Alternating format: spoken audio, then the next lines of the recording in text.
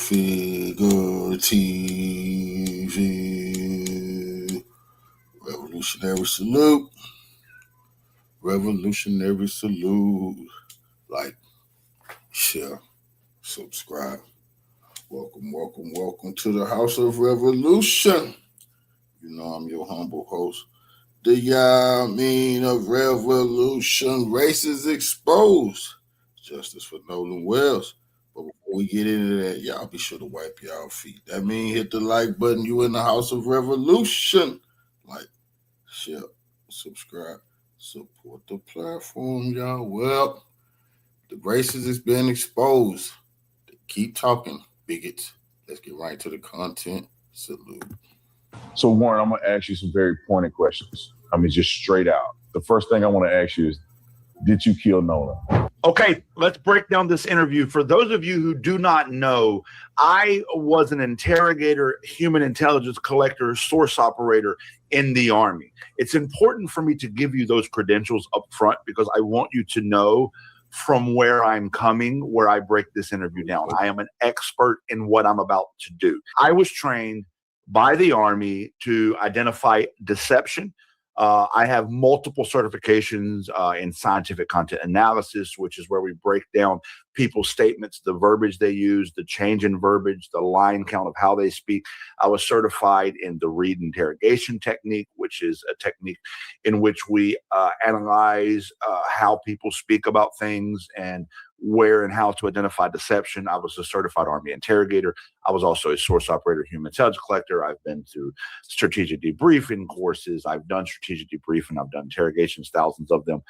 I'm an expert in listening to what people say and analyzing their word, but most importantly, identifying deception. And so it's important for me to explain to you one thing before we get started. When I say I'm going to identify deception, this does not mean a lie. People are deceptive for many different reasons. Like if I ask you a question, you may be deceptive in your answer because you don't want to hurt my feelings. You may be deceptive in your answer because you're embarrassed about something you did. You may be deceptive in your answer because you're worried that somebody might take it the wrong way and you'll get in trouble for something you didn't do. There's lots of reasons people are deceptive, which is why in my previous job, once I identified the deception, I would then use that as a point of interrogation to get to the bottom of why you were being deceptive. And that's how we uncover the truth. So when I point out in the following interview where Warren is being deceptive, he's being very clearly deceptive, and I will articulate to you why I believe so. I don't know why he's being deceptive, and the only way I would know that is if I could sit down and interrogate Warren and ask him very pointed questions in a very strategic manner, which is what interrogation is, pointed questions in a strategic manner, to get to the bottom of why he's being deceptive. Now, I have some theories, and I'll present those theories, but bear in mind, those are only my theories. I am basing my theories, my presumptions, and my conclusions based off of nothing more than publicly available information. I don't have any access to any information that anybody watching this doesn't have access to. And also, let me just point out, Officer Tatum is a very opinionated, super right-leaning channel. And like this guy has a reputation for being against the narrative that racism is even a thing in America. This guy has a reputation for ignoring facts and just clinging to a narrative. This guy has a reputation for creating and spinning a narrative in the favor of the way he wants it to be presented. So it's very telling to me that this is the channel that these guys decided to break their silence on. But nonetheless, let's jump into the interview and let's start kind of listening to what Warren says, and let me explain to you where he's being deceptive and why. Let's get into it. All right, Warren, we had a chance to get to know each other over the last, 2 days, went out to Horn Island. So I've had an opportunity to talk to you about a few things, and the things that you've told me have literally blown my mind. But the world haven't had a chance yet to hear your story, to hear Nolan's story, through his friend. To hear Nolan's story through you, listen, I'm going to talk a lot during this interview about how the interviewer, in this case, Officer Tatum, who I believe is a former police officer, and depending on what duties he had as a police officer, I don't know his resume at all, he may or may not have been trained in questioning and interviewing and interrogation. Some police officers are. And if he has been trained in interviewing and questioning interrogation, then he's doing this on purpose, or he's just doing it on purpose because he just understands interviews. But he's leading the listener, he's leading the interview, and he's leading the person he's interviewing, the interviewee. He's leading them along for things to be said that aren't being said. You can't tell, this guy can't tell Nolan's story. The evidence will tell Nolan's story, but not this guy. But anyway, it's very important that he chose that language. And it's not just you, it's a bunch of y'all. But, you know, some of the other guys were afraid because of the threats and the violence that's been threatened against their lives and all of the above. It's very important that he said that because he is setting the stage. Why is he the one guy who came forward to tell the story? Because everybody else is scared to tell the story because they keep getting death threats from the internet. Warren's mom is a judge. This is calculated. You can't convince me otherwise. Warren's mom is a judge, and that's who they allowed to come on and break the silence first on a very safe, curated interview where their story would not be challenged or pushed against. And I am convinced, and I'll show you why in the language that Warren uses, I am convinced that his mother, who is a judge, gave him a lot of guidance and instruction on how to give this interview and answer these questions. But you decided that you wanted to take this bold step and give a statement because your mom is a judge. You know, get your side out here. And I want to start at the very beginning of all of this and ask you, what was your relationship like with Nolan? Who was he to you? Notice the question, what was your relationship like with Nolan? Notice the question. The question's important. When you're talking about analyzing people's language and body language and all of that, you have to understand the context of the question. Nolan, I could describe Nolan in a million ways. I mean, I could describe Nolan in a million ways. I'm not going to, but I could. See, when you're an interrogator, when you're trained to listen to what people say, you got to listen to what people say. I could describe him in a million ways, but that means he's not going to. Nolan was not just a best friend of me, but he was a brother. I grew up.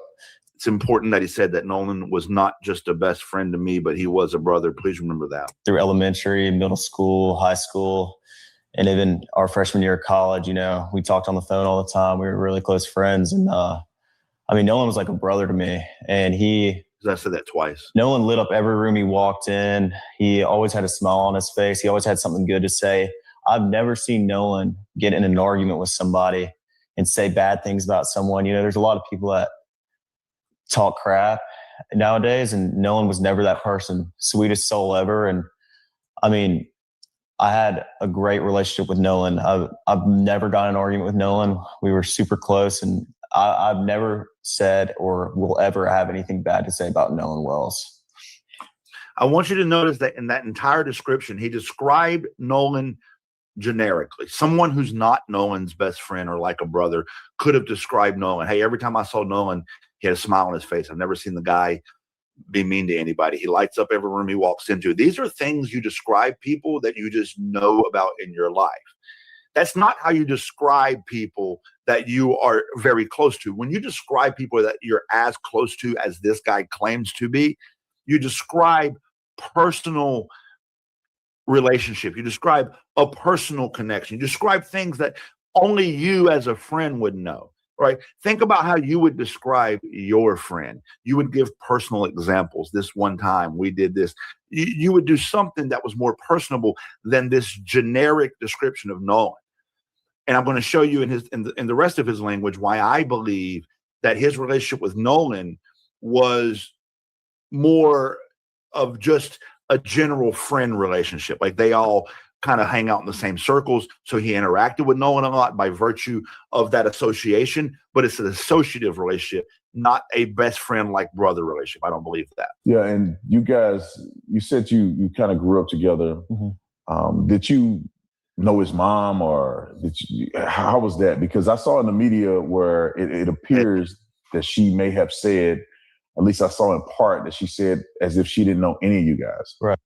It's important that mom said that. First of all, we're not going to brush off what Nolan Wells' mother said. She said, she implied, as Officer Tatum said here, she doesn't really know these guys that well that are claiming to be his best friends. That's very important. I have kids. I know who their friends are. If you've got kids, you know who their friends are. So when I hear mom say, I don't really know these guys, that matters to me. Because as a parent, if she don't really know you that way, then maybe the relationship is not as close as you claim it is. And when I listen to the rest of the words that Warren is about to say, Warren's word, the deceptive behavior of his words, makes me believe mom. Listen to this. Well, Nolan, a lot of the times was at like my house, and quick deflection because we weren't over there. He was over at my house. We weren't over at his house. At my buddy's house. We never went to Nolan's house and hung out. I mean, and my friend group's very, very tight knit. My friend group. He mentions a group. I mean, we hang out every day when we hang out. The group. We're back home from school. In high school, we hung out most weekdays and every day on the weekend. And we hung out. He's not talking about him and Nolan. He's talking about his friend group. You have to listen to the words people say. He said, my friend group. He didn't say me and Nolan. He didn't say me and Nolan hung out every day and me and Nolan were tight knit and me and Nolan hung out on the weekends. He said, my friend group. Let's back it up. I want you to listen to it. I want you to hear the words he says. Very, very important. Back this up just a little bit. Never went to Nolan's house and hung out. I mean, and my friend group's very, very tight knit. My friend group's very tight knit. And from this point on, everything he describes is his friend group, not him and Nolan. I mean, we hang out every day when we're back home from school. In high school, we hung out most weekdays and every day on the weekend. And I mean, we were never at Nolan's house, which, you know, there's nothing wrong with that. But I met his father, and I mean, in 8th grade, that's when Nolan and I like got really close. It was COVID year, and we were in class all year long together, me and a couple of my buddies. And we were in class all year long together, me and a couple of my buddies. Every time he mentions Nolan, I want you to notice that every time this guy mentions Nolan, he ropes in the friend group. He has to rope in the friend group because his relationship with Nolan is not this best friend, like a brother relationship that he's presenting it to be, which is why mom doesn't really know him, because really Nolan was just in the friend group, the general group of friends. It was an associative relationship, which is why the only way he can honestly give an answer right now is to rope in the friend group. Nolan and I just got super tight because we'd get a Waffle House once a week together, eat. And I mean, we were just super, super close. That's the first personal example he's given this entire interview, is them meeting at Waffle House. That's what a personal example looks like when you're talking about a friend. But his dad would swing by Waffle House, you know, and like, you know, hang out around us, but never, you know, I was never around Nolan's parents a lot, but I mean, that didn't change our relationship any. Nolan and I were still just as close, and he was just as close with my friends as, you know, anyone else. So, as anyone else, because it's an associative relationship. Me and Nolan were just as close, and he was just as close with my friends as anyone else. He always has to bring in the friends because it's a friend group associative relationship. Oh. And walk me through the day of 4th of July where you guys were all going out. Right. This seems like something that I would assume that may have occurred more than just this year. Yeah, of course. These are leading questions. This guy, Officer Tatum, is leading the interview to come to a pre-designated conclusion. It's so obvious. Something that you guys did more than just this year. This is a 2-part question. I want to know, is it something that you guys typically did together, that you hang out often in this fashion? And then I want you to then walk me through 4th of July this year when the incident happened. Okay. Now listen to the answer. You heard the long, drawn out, very pointed, very leading question. It was a poorly designed question, but it was on purpose. And so now listen to the answer, because the answer is not the answer. You know, being from the Gulf Coast, there's boating and fishing is very, very popular. The 4th of July, every year, my friends and I, or my family and I, are out on the water. I mean, that's the one day is guaranteed everybody's going out. And that's a known thing. Everybody's trying to get a ride out to Horn Island, or, you know, people go to Ship Island, but most of everybody from Ocean Springs and the Gulf Coast go to Horn Island. And, we went last year. Nolan was on the boat with me last year. And you see what I want you to watch that. Watch the cut.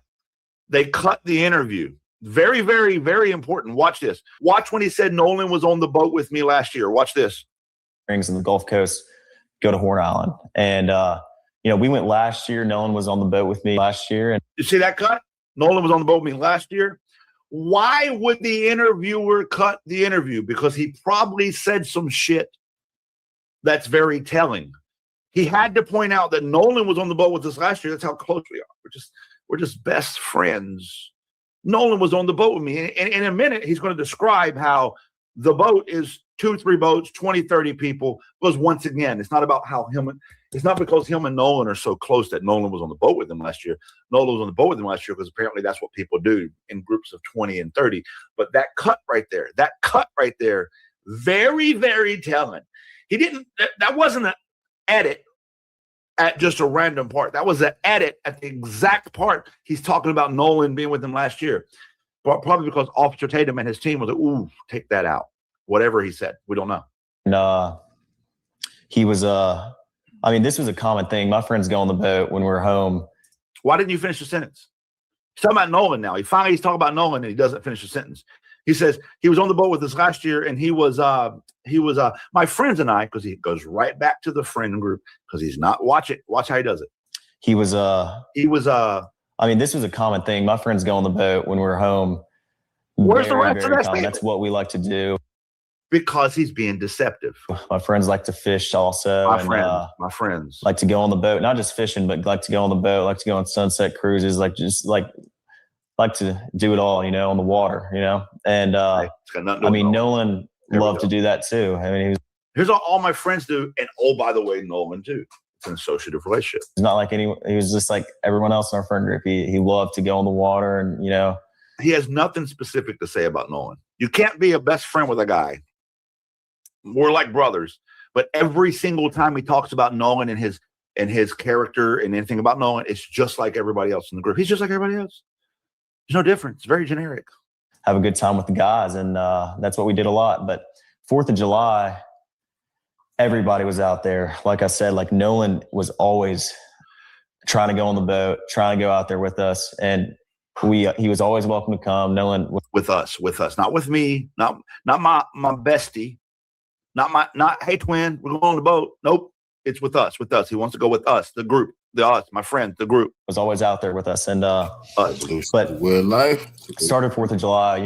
My buddies and I had talked about this week's upcoming. Everybody's very, very excited for. He just did what's called a timeline switch, and this is also this is something, if I was taking notes in interrogation, I would take a note of that and I would come back to it and I would exploit this area because why did you timeline jump there? I'm going to tell you what he did and I'm going to let you listen to it one more time so you can see it. He said it started 4th of July. My friends and I spent weeks planning up to this. So he started on the 4th of July. He said the word started on the 4th of July. Then he went 3 weeks backwards. And anytime somebody does that, you got to take note of it. Like, why are we timeline jumping? Watch. My buddies and I had talked about this week's upcoming with us, and he was always welcome to come. Nolan was always out there with us, and watch. But started 4th of July. My buddies and I had talked about this week. My buddies and I had talked about this weeks in advance. Week's upcoming. So he just did a timeline jump. Everybody's very, very excited for the 4th of July from down here. Like it's a big thing. It's a big deal. Very, very big deal. And I actually stayed with Nolan that night at my buddy's house, and I stayed with Nolan. He's using that language so that you'll feel like him and Nolan are just so tight. I stayed with Nolan at my buddy's house. So you stayed with your buddy and Nolan just happened to be there, but you're misrepresenting the nature of your relationship. I woke up at my buddy's house and we went to McDonald's. You see it now. I ain't even gonna tell you anymore because now you're starting. Now I've trained you. McDonald's got food. Nolan. We went to McDonald's and got food. Was not with me. Nolan was not with me. Me and my buddy woke up and went and got food. Nolan was not with me. My brother, my homie, my bestest friend in the widest world, he went with me. And I went and got breakfast. I had my buddy's boat hooked up to my truck. And first I ran to my house, then I went to McDonald's and came back and he did a timeline jump again. Y'all getting trained at you. You're starting to figure it out, ain't you? What? He's all over the map. Anytime somebody's all over the map, when you're asking about an event that should be sequential, it's very deceptive. It's red flags like a motherfucker. If I was doing an interrogation, I'm going to be all over this timeline right now, especially when we're talking about the timeline of the morning of the event in question. If you're doing an investigation, interrogation, and you have an event in question, and we're talking about the timeline the morning of, it is very problematic to have this many red flags in the sequence of events of the morning of. I'm going to play back the morning of. Now that I've trained you to listen to the timeline, I want you to listen to what he says. I want you to follow the order of events. Him and his buddy woke up. They went to McDonald's. Then what happened next? Watch, follow it in your brain, and you're going to see how much he's being deceptive. Watch. At my buddy's house, and we went to McDonald's, got food. Nolan was not with me, and I went and got breakfast. I had my buddy's boat hooked up to my truck, and first I ran to my house, then I went to McDonald's and came. Whoa! I thought you went from your buddy's house to McDonald's. Notice how you got food twice too. By the way, he said me and my buddy woke up, went to McDonald's, and I got some food, got breakfast. Yeah, that's what McDonald's is. So you mentioned that twice. Then all of a sudden he went back to his house, then back to McDonald's, right? He's actively trying to give you a story that has been given to him. His mother, who is a judge, I believe, this is my opinion, has coached him on how to answer questions on the timeline the morning of. Why? I don't know. I'm not saying this guy did it. I'm not saying this guy did anything. I'm not saying that. I don't have the evidence to be able to say that. What I'm saying is this is deceptive. What I'm saying is you're not giving me a sequential order of events, and it's very red flaggy. Back, and the boat was already hooked up to my truck. The boat was already hooked up to my truck. I went to my house and got my house. Did you hook the boat up, or was the boat already hooked up? Did you go to your house, or did you go to McDonald's? My buddy Wyatt and I went, and with my buddy, and we went. See that cut? Another cut. Another cut. He's in the middle of stumbling through the timeline. He's all over the fucking place. Officer Tatum knows he's all over the fucking place. So they probably coached him right here. Watch the edit. You can see the edit. Once again, watch. The boat was already hooked up to my truck. My buddy Wyatt and I went, and I think he said Wyatt there. It's also important that I think he said Wyatt. The boat was already hooked up to my truck. My buddy Wyatt and I went, and with my buddy, and we went. See the edit? Watch his head jerk. See the edit? I'm doing one more time in case you missed it. And first I ran to my house, then I went to McDonald's and came back, and the boat was already hooked up to my truck. My buddy Wyatt and I went, and with my buddy, and we went. See it? Filled the top of the boat off, loaded it down with ice, and just got everything ready. Then Wyatt went and put his smaller boat in the water, which is the Palm Beach. He's an 18-foot Palm Beach, and I drove the boat from Fort Bayou Boat Launch to my buddy's grandparents' house, and that's where we all planned to meet up that day.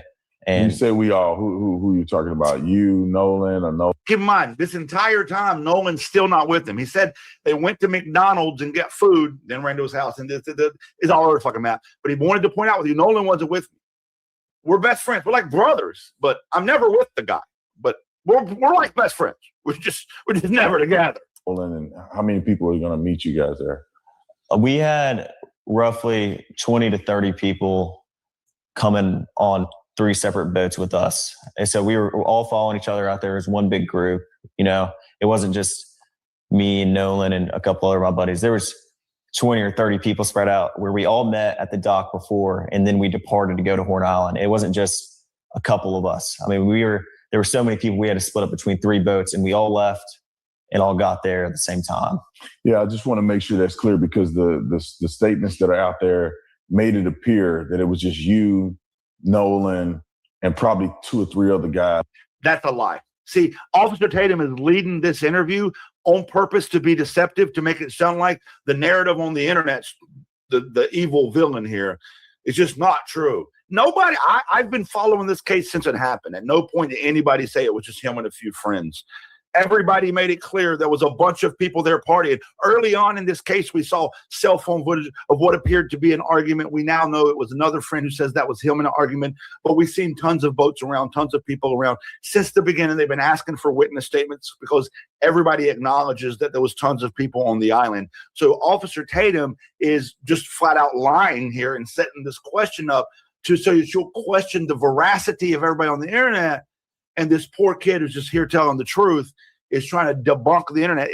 This is a setup.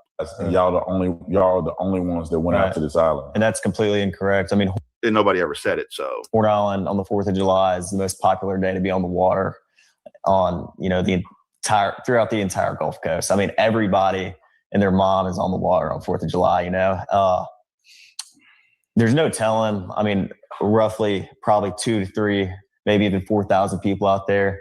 There were boats lined up off the island. I mean, there was 3 rows of boats all the way until my vision ended, until I could see of people there was 1 row of boats. Like, that might sound deceptive, but it's just him. What he was trying to say as far as my eye could see. But I don't find that to be deceptive. I just find that to be a 18-year-old who couldn't find the word. And then there was another row of boats, and then there was a 3rd row of boats. Yeah. I mean, there was people lined up all up and down the island to where, I mean, who knows? I mean, and that wasn't just, we were parked on the north side, on the west tip. It wasn't just there. I mean, there's tons of people packed out on the south side and on the east end and in the middle of the island. But just where we were, I mean, there was easily 1,000 people. It wasn't just us. Let's go back a little bit. Mm-hmm. I want to go back to you guys at the dock, getting on the boat. You're saying there's multiple people, probably 20 or 30 people getting on 3 boats. Right. What boat were you on, and what boat was Nolan on? Nolan was on Wyatt's 22 Triton. There was a cut right there. Watch the cut. Cuts are important, especially in an interview like this.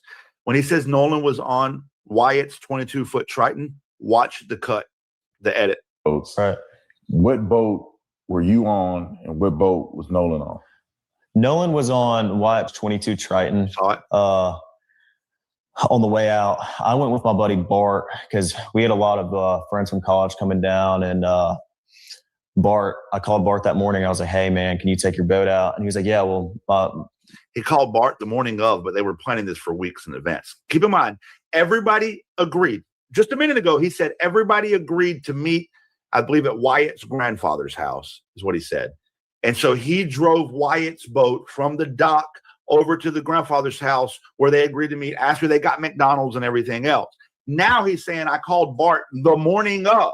It was like, hey, can you bring your boat out? But just a minute ago, they put 3 weeks of planning into this. Remember that? Remember when he said, when he did that timeline jump, we did 3 weeks of planning? It's very deceptive that he's now telling us last minute we added a whole new boat. It's this guy Bart, who, by the way, was just so happened to last minute be available to bring his boat. Thanks be to the heavens. My dad decided not to go, and I'll take the boat, and I'll take you and your friends. Of course, I mean, he's a buddy of mine. And so Bart pulled up at the dock, and I mean, I rode out there with Bart and a lot of the girls that go to college with my friends and I, and Nolan rode out on the Triton, and then once again, he's not with Nolan. Like a brother to me. Like a brother. I ain't never with him, mother. I ain't never with him. But he's like a brother to me. At a Palm Beach, 18 Palm Beach. There was 4 guys on that. There was like 8 people on the Triton, and then there was 8 or 9 people on the Triton, and then there was the rest of the group, which was ranged from maybe 10 to 15 or 16 people on my buddy's tide line, which is 24 tide line. And so you guys get on, and I know a little bit more than the audience do because we went out there a little earlier because I wanted to see exactly what the drive was like, what the dock was like, how far it is out there. Of course. But I want you to tell, the audience, like, what was this trip like? How was the waters? Did you guys do anything in between the time you rode and the time you get to the island? Was there music? Is it like a big party? Like, what is that? Yeah, well, I mean, obviously music's blasting. It's 4th of July, man. I mean, everybody's really excited. And I mean, we had a lot of people loaded down. So obviously our biggest, we're just trying to make sure everybody, gets out there safe. And he just can't answer the goddamn question. Like, this is another red flag. What were you doing from the time you left the dock to the time you went to the island? Again, this is another question that is directly related to timeline events the morning of the actual event in question. That's very important when you're investigating, especially something this serious. And he can't answer it. It's the 4th of July, and everybody's excited. And then we're worried about everybody's safety on the boat. Like, he's all over the fucking place, but he's not answering the question. And he's going to eventually, but he's doing a thing that's deceptive, and I'll explain it more when you hear the rest of his answer. So, on the way out there, he finally says on the way out there, finally gets there. It was pretty calm. I think it was blowing like 3 or 4 knots. The waters were clear. It was a great day to be on the water. Sunshine, not cloudy at all. And it was a great day to be out there on 4th of July. And he was coached to point out the waters were calm. The winds weren't blowing that hard. It was a great day to be on the water. He was coached to say that. I feel strongly that he was coached to say that because it was so awkward that he said it right there. It in no way answered the question. He's avoiding it. The question was, what the fuck were y'all doing on the boat? Were you listening to music? Officer Tatum set it up for him. Hey, say you were listening to music. He set it up. And the guy instead of giving that easy end, yeah, we were listening to music and drinking beer and hanging out, he's giving this big, long, convoluted roundabout. And he throws in there awkwardly, by the way, it was a nice day out. So, we followed each other out, and, it was calm. It was calm. On the way back, it was calm. A little more rough. On the way back, we just skipped the whole island. We just skipped being at the island the whole day. We're already on the way back. Timeline jump. But it was not anything all my buddies' boats couldn't handle, or it wasn't like we. Why does he feel it's important to point out to us the conditions of the water and the weather and whether or not the boats can handle it? Literally. This is where I would exploit that information in an interrogation. Hey, Warren, why do you keep mentioning that? Can you explain to me why is that important? There's a reason that he keeps bringing this up. The reason that he knows and we don't know. You're getting really beat up or anything. It was pretty calm. And so you guys get out there. So we still don't know what he was doing on the boat on the way out there, by the way. He did mention that there was some music playing. Yeah, it's music. Why? It's 4th of July, brother. Then he goes into these diatribes about the weather nobody asked about. I'm assuming that you line the boats up because I'm envisioning the picture of getting out there and there's hundreds of boats. Mm-hmm. There's thousands of people. Yeah. So it wasn't just you guys on a deserted island. Of course not. A few people. This is thousands of people out there. Right. And there's a lot of people doing what? What does it look like when you first pull up? I pull up and we pulled up at 10:30. It wasn't. Early afternoon. It wasn't, but we pulled up at 10:30 early afternoon. 10:30 is early morning or mid-morning. We'll call it mid-morning, but nobody calls 10:30 early afternoon. Immediate red flag, immediate deception. We pulled up 10:30. It was, early afternoon. It was what? 10:30 is, still pretty early in the day.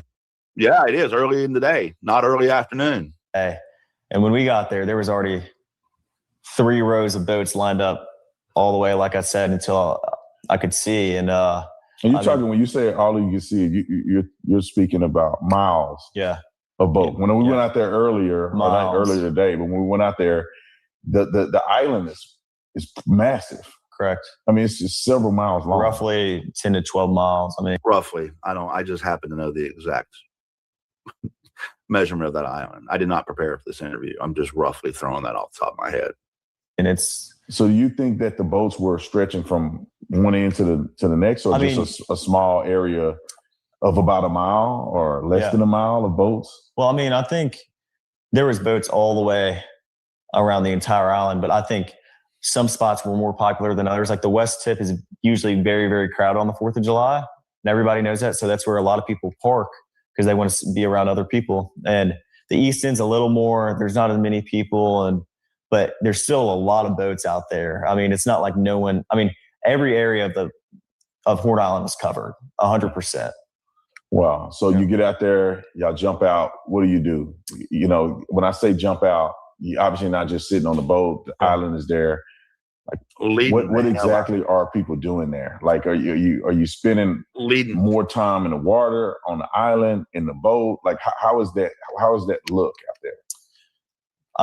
Everybody, as soon as you get there, there's people on boats, grabbing drinks and, food, whatever else. Like, I mean, everybody is fully prepared for the 4th of July. They bring, all the drinks. Except for his friend Bart, who just called this morning. He was not fully prepared. Some food that they need because, I mean, they've been preparing for 4th for a little while now. But not Bart.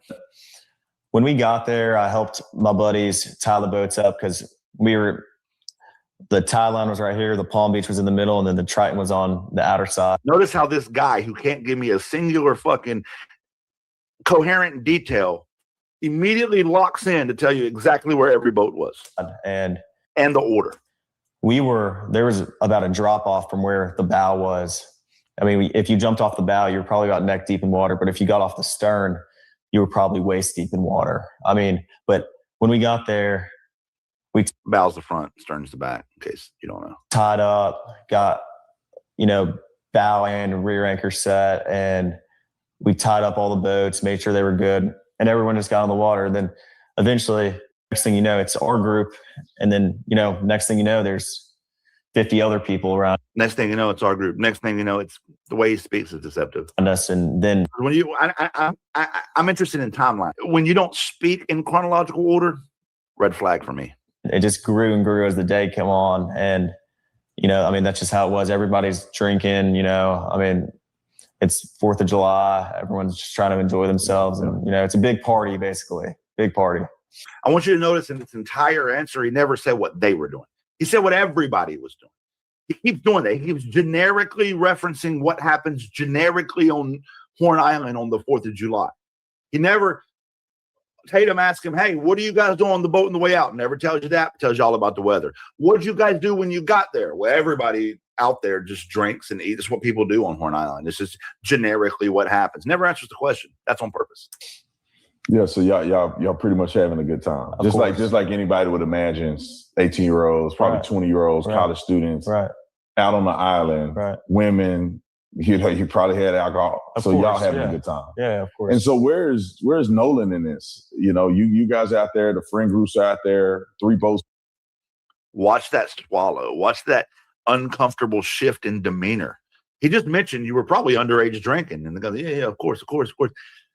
And then he says, where was Nolan? He goes, watch this uncomfortable shift in demeanor when he asked that question. Yeah, of course. And so where's Nolan in this? You guys out there, the friend groups out there. Looks away off in the distance. I don't know who's standing off camera, but he looks in that direction. Swallows.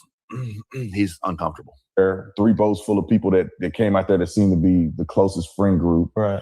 Where's Nolan in this in comparison to where you and others are at? Well, I had a couple conversations with Nolan that day, and I had a couple conversations with. That's where you start.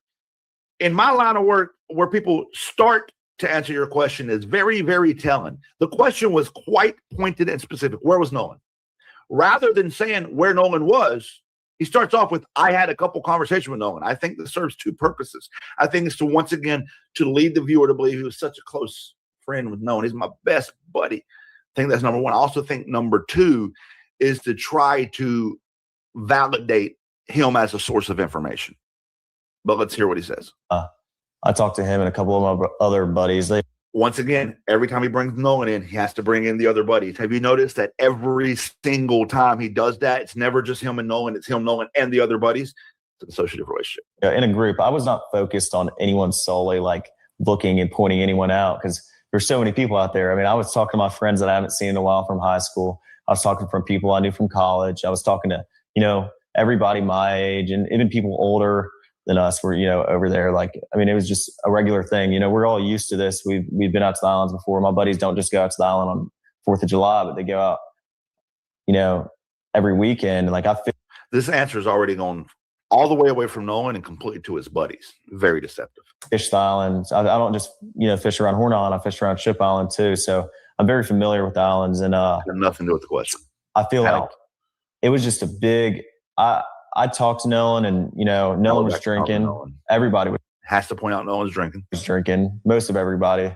And I mean, Nolan seemed completely fine every time I talked to him. We had just regular conversations, and Nolan was making me laugh. I had a couple conversations. See, we need to do a campaign, find out, okay, well, who was selling them minors illegal alcohol because they're accessory to this. If they want to push Nolan to die from alcohol, well, okay, good. We need to find out who sold Nolan the alcohol that led to his death, if that's what they're saying. We can play this game.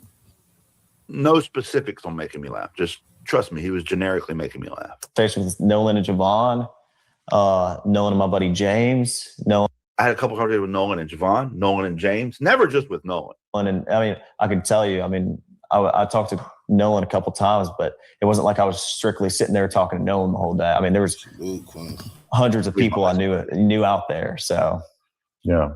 And I grew up having a best friend, like the one he's describing, the one's like a brother. And it didn't matter where my best friend and I went. We were kicking it together. Other people might kick it with us, but we were kicking it together. So I just think that he's misrepresenting their relationship. I strongly believe he's misrepresenting between the way he talks and way it always sounds associative, and the fact that he provides no specific examples about Nolan. They're all generic. Nolan said something interesting you told me about. I want you to listen to this question. I want you to listen to this answer, because this is where he ends the first part of this interview, and it is, oh my God, red flag central. Hundreds of people I knew out there. I had to back it up because I need you to listen. And Nolan said something interesting you told me about this. Something he said to you. I want you to notice there was a cut there too. Notice the cut right as he starts asking the question about Nolan. Warren gets uncomfortable again, and then there's an edit cut. Nolan said something interesting you told me about this. Something he said to you, I would say would be indicative of y'all's friendship. Right. And then he also mentioned Tatum's trying to establish their friendship is so close. He said something to you that I would say is indicative of your friendship, because the words that Nolan said shows how close of friends you guys are. Listen to what it says. Something to you about that particular day and what it meant to him. Right. And could you share that? Right. Yeah. So Nolan and my buddy Javon are talking, and Nolan and my buddy Javon are talking. Once again, not Nolan and him. You know, I grew up with Nolan, and we're going back to growing up with Nolan. We just went backwards for no reason. Nolan's, you know, just all, like I said, like just so joyful, like always happy. Like every picture I have with Nolan.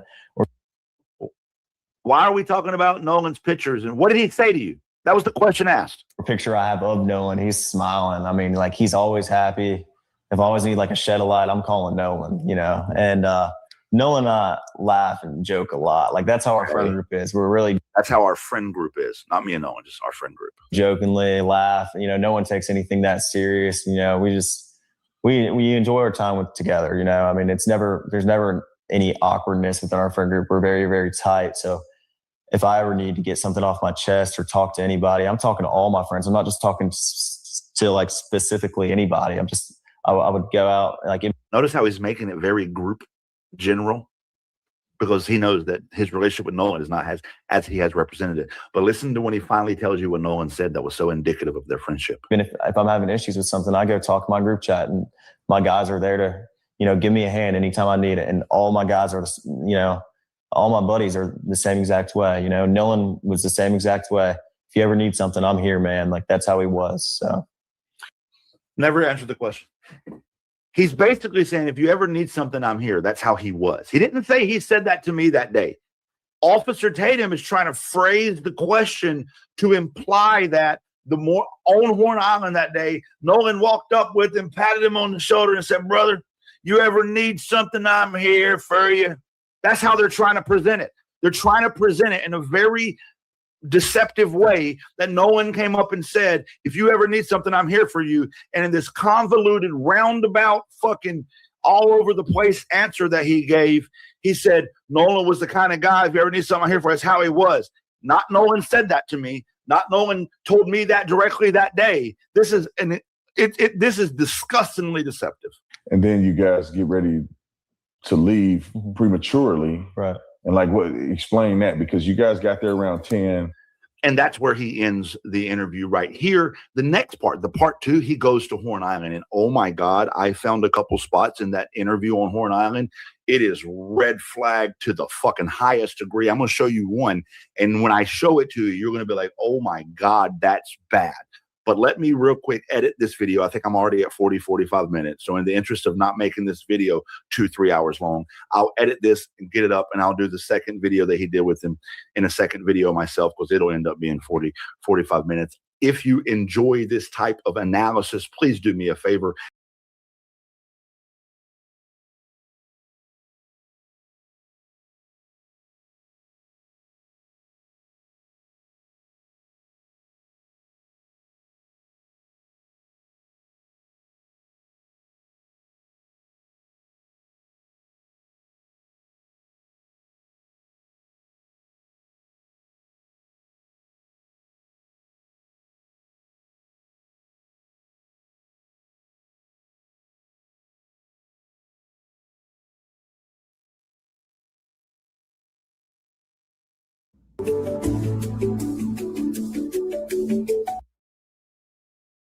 Outside of the U.S., let me know what country you represent.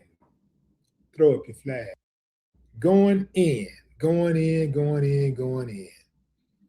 Well, well, well, what do we have here? Yeah, that looks like Bart and Katie. So, if you don't know, let me bring you up to speed. See? So, Bart, if it's true, this is called motive. Because we already said they was jealous of Nolan behind how them snow bunnies was all over him. If Bart loves Katie, infatuated with Katie, and we heard them on that video, they say, damn it, Bart. Yeah, Bart probably killed Nolan over Katie. Bart is the guy whose name is being yelled in the sinking boat audio connected to the Nolan Wells case. You hear somebody in the background screaming Bart, and then somebody say, God damn, Bart. You know, like he messed up. Let's go back to Warren. Oh, Willie, he doing good. And hold on, let me show you another picture of Bart. This is Bart, and we'll come back to this picture. But right now, let's focus on this one. And let's take a look at this guy right here right quick, because he plays a pivotal part in this whole storyline. That's Warren Hudson. I personally believe that Warren knows more about this story than anybody, because he was the one that they put out in front to answer questions to the media. He is the one that they put on the Officer Race Tatum show to try to trick us. But remember, he ended up tricking himself, because he had zero emotions for this guy he identified as his best friend. I'm talking about best friend, although he later admitted he had never been to his house, and they've been best friends since middle school. Now, they went through all the middle school, all of high school, and you've never been to your best friend's house in a small town? Ocean Springs ain't that big. But, you know, Warren told on himself on that interview. He thought he was doing something. See, that's the problem with narcissists, fam. Narcissists always think they're smarter than everybody else. Okay? We'll come back to this guy. We'll come back to him. But for now, let's focus on this picture right here. This picture, I actually enhanced this picture because it was blurred. But the guy in the black shirt is being identified as Bart Edmiston. Bart Edmiston. Bart comes from a prominent family in Ocean Springs, Mississippi, where everybody lived, or most of the people that lived that was involved in the crime, I do believe. Now, Bart was the name being yelled out over the phone call, the sinking boat phone call that was made to the sea tow company. Remember that? So if we rewind a bit, we kept hearing conversations about this girl named Katie. At first, she was the mystery girl. And then somebody gave a name. And then they said, okay, that's Katie. Okay, Katie. So now this is Katie. This is Katie. And this is Katie, allegedly. They kind of look alike to me. But they're saying that this picture is Katie and this is also Katie. That is Katie with Bart. And then that's Katie superimposed on a picture with Nolan. Don't have a picture of them together. At least one hasn't been produced yet. But that's Nolan Wells, and then next to him is the Katie girl, right? This is the girl that said that she spoke with Nolan before he went missing. She said that she spoke with Nolan briefly on the island, and then he left to go join his buddies back on the boat. Well, the buddies back on the boat, these guys, among others, said that no, he didn't come back and join us. We didn't see him after he spoke to the girl, Katie, that we didn't see him anymore. But remember, at first, the friends were saying that he left with a girl that he had never met before.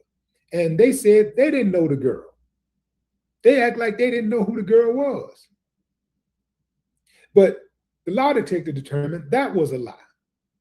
Everybody, it turns out, knows who the girl is because she is connected to this guy, Bart Edmondson, the star football player in the small town of Ocean Springs. Bart is a punter. He now plays for Wyoming. He's in college, but he has NFL aspirations. Now, why is it significant that Bart, who has NFL aspirations, not be involved in this case? Well, I just told you, he got NFL aspirations. So he can't be caught up in a murder mystery. He can't be getting caught up in, even if he is guilty of it, he can't get caught up in something like that. His NFL career would be over. You know how much work these youngsters put in to make it to the NFL? And they say this dude got a boot. They say he can kick it. They say he can kick that ball. So it looks like that he had a good opportunity to make it to the NFL. He's on his way. And it looks like that all of that could be coming to a crashing end if Bart is indeed involved in the death of Nolan Wells. Yeah, man, look at that. Covered by ESPN. Yeah, ESPN ain't just putting any kind of college athlete on their website, especially featuring them. That's not happening. But look at this. This guy, he had 65 punts in the 2025 season. He averaged 46.1 yards. His long was 68. Man, do you know how far that's I mean, what is the record for punts? Let me check out the record for college football punts. Let's see.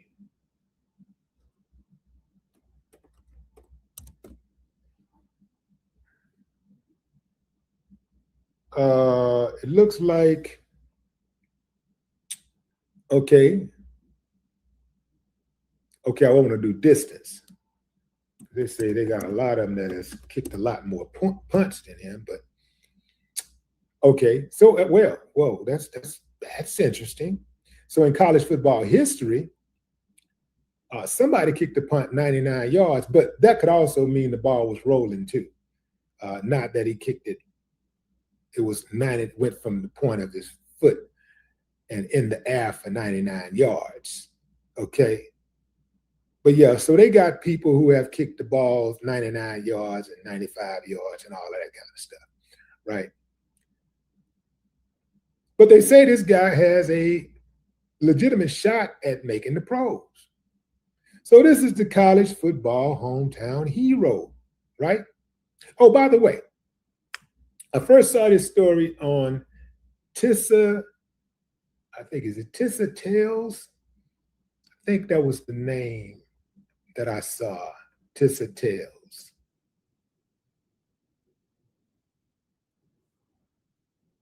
I think it was Tissa Tales is what I saw. But in any event, I like to give credit where credit is due.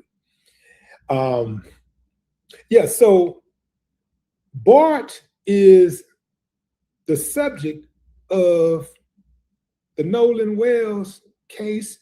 He has stepped all the way up to the front. Could it be that Bart is the missing piece? He's the missing link to all of this. If Bart is trying to make it to the NFL, it would explain why Warren, in his interview, was being so protective, and he kept saying, my buddy, instead of Bart. He slipped up one or two times and said Bart, but then he said, my buddy. He kept saying, my buddy after that. It's like he caught himself. See, that's the thing about lying. You got to remember the lie you told. And it's a lot easier to remember the truth than it is a lie.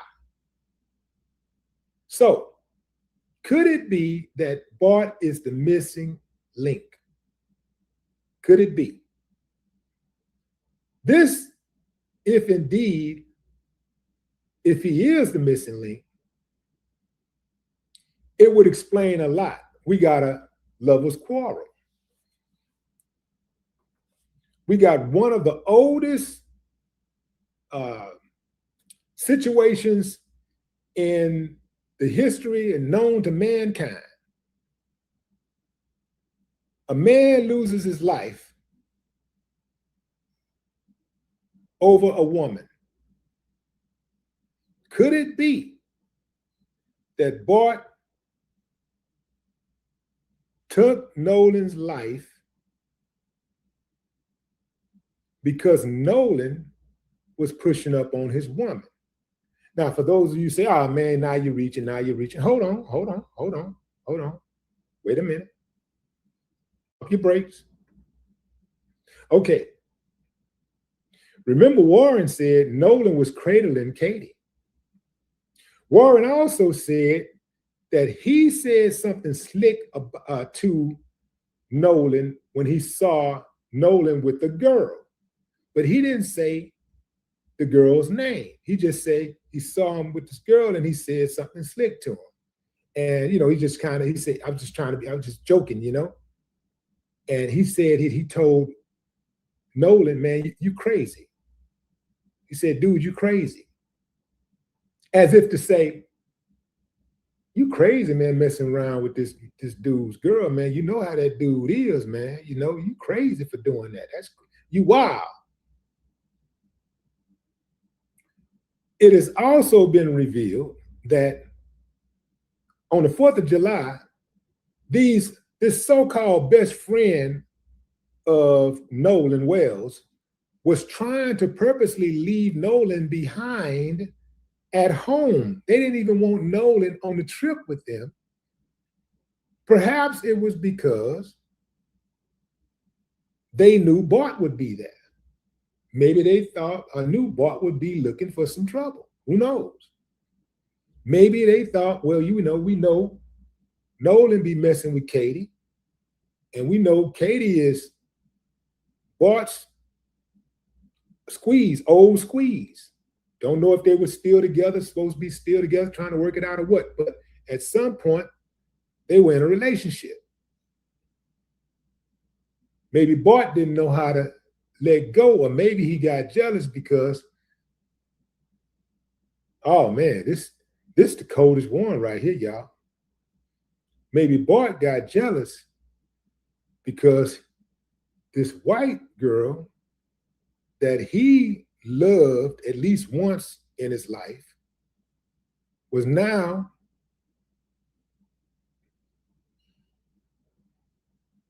involved with a black guy. Oh man, talk about whoo.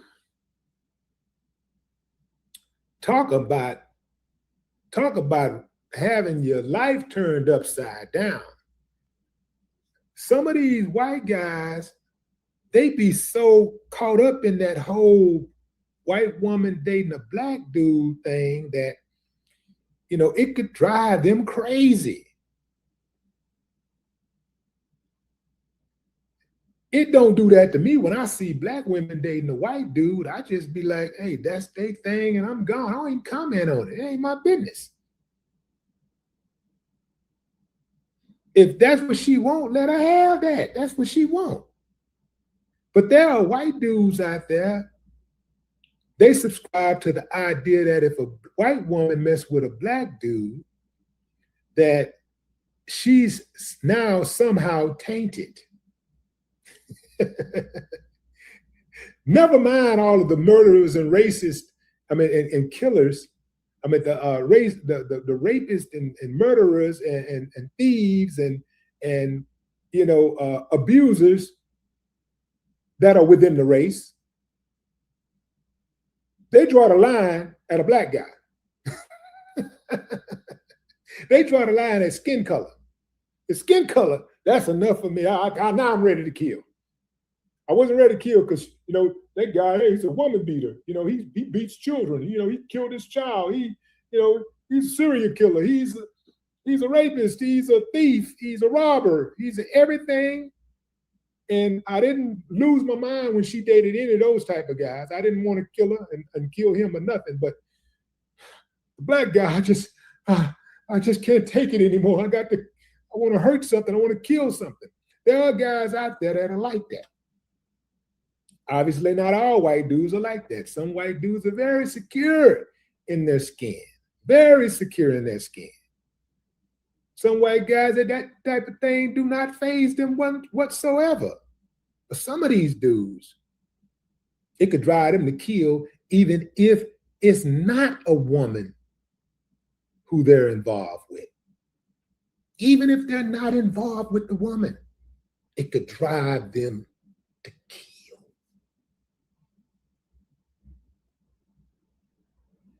So the question is, does Bart join this long list of white guys who just couldn't take the fact that his main squeeze was not involved with a black man, a black boy? That is the theory that is being spread right now. That is the theory that is being examined right now. Was that the case? Was it the case of a scorned lover? Was that the case? Remember, fam, Bart said, man, I've been in Wyoming for the last year. We got reports that Bart was on that island. Why was Bart trying to say that he wasn't on the island if he indeed was on the island? Why not just say, yeah, I was on the island? Unless Coach said you couldn't be on the island. 4th of July, I can't see why. You can't go home for the holidays. Independence Day. I can't see why you wouldn't be able to go home. Makes no sense to me. That's Bart right there, doing what he do, kick that ball. Now, here's another thing. It's not just the fact that Bart is trying to make the NFL and he has these aspirations and all this stuff. It's also the fact that Bart, let me get this off the screen. There's Bart right there again. But it's not just the fact that Bart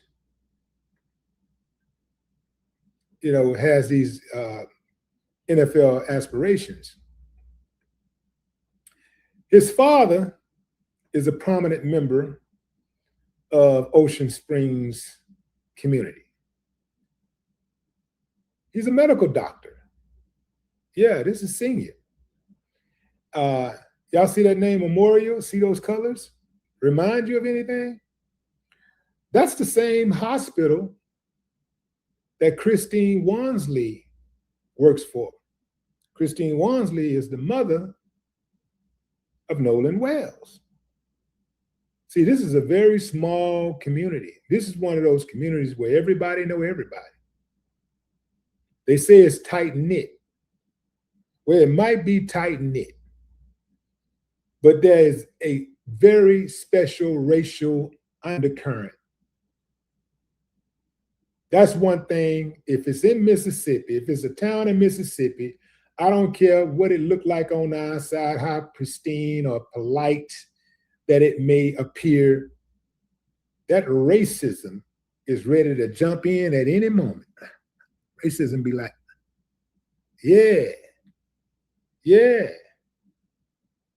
Can't have the good doctor's son being involved in a murder. Can't have that. That's bad business. That's bad for the family image.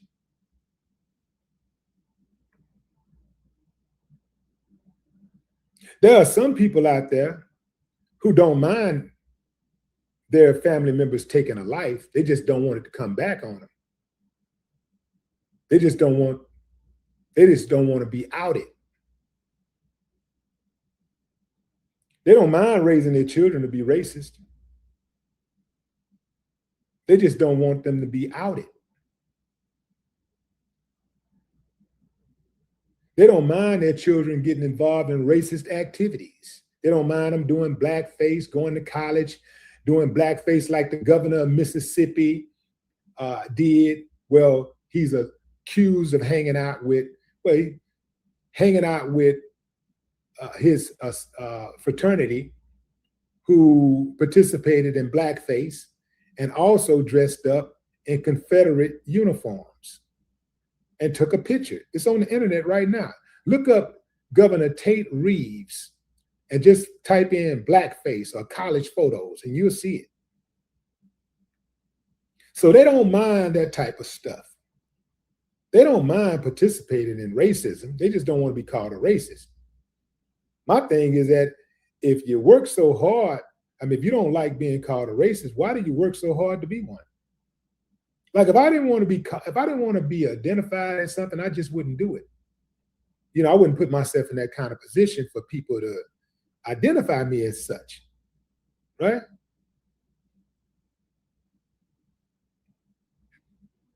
Somebody say he looks like Jerry Lewis. He does look a little like Jerry Lewis. That's crazy. So this is where we are, fam. We have what could possibly be a motive. If indeed the story is true, that this is indeed a picture of Katie and Bart. A lot of times when I say that, when I say if, and I'm a good 99% sure, but that 1% will keep me from saying it is, just because, you got to kind of, protect yourself from liabilities, because you know how these people are. They like to gaslight, They can be guilty of something. And if you say that they're guilty of something without actually proving it, or it already have been proven, they start playing the victim. Experts at creating chaos and playing the victim. Yeah. That's what Mississippi residents are doing right now. That's what Cold Springs residents are doing right now. That's what the police department is doing. That's what the governor is doing. The coroner's office, they're gaslighting. Because they don't want anybody knowing what's really going on in Mississippi. They're gaslighting. They don't want anybody knowing what's going on. That's why that boy Trayston said, we're a tight-knit community and you don't know who you're messing with and all that stuff. Hold on, man. Tight-knit communities sound like a pleasant, loving type of environment. That don't sound gangster. He sounded a little gangster. He had his hands folded and stuff. He was like really, really mad that the family was seeking justice. I mean, you got a grieving mother and father, and they're looking for answers as to what happened to their son, and the math ain't mathing. So you want them to just shut up and just suffer in silence, as opposed to seeking all of the aid that they can gather. That's that Mississippi arrogance. That's that arrogance where when you're so used to getting away with things and doing things the way that you want to do it. It don't matter what the law say. You get to do whatever you want to do because you got the power to do it. They're so used to doing things the way that they want to do it. I think that there's a great possibility that with all of this evidence, they will continue to ignore it and act like Nolan Wells just mysteriously drowned. Like he just maybe snapped his finger and ended up in the pool dead, ended up in the body of water dead. The only thing about that is, even if he just snapped his finger and disappeared, with all of those people around, somebody would have had to see him disappear. They can't find one person who saw Nolan slip, bump his head, roll off into the water. They can't find one person who saw Nolan dive into the water. Hundreds of people on the island, hundreds. And they couldn't find one person amongst all those white people who saw one black guy. Out of all the people that was on the boat and around and in the island, the black guy gonna stand out the most. Even if you ain't trying to see the black guy, you gonna see the black guy. It's like a white person in the sea of black people. The white person gonna stand out. Every move a white person make, you're gonna see it from your peripheral because that person stands out. Even if you ain't trying to watch his movement, you're gonna see him because he stands out. So they're trying to gaslight us, trying to shame us, trying to call us grifters and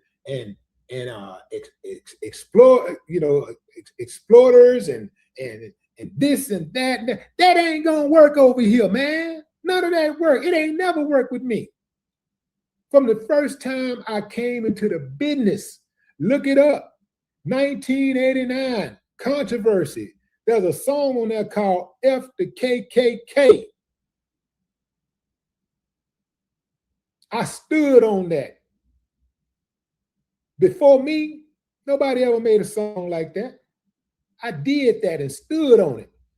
And went to Middle America and performed it and had a whole sea of white people saying F the KKK.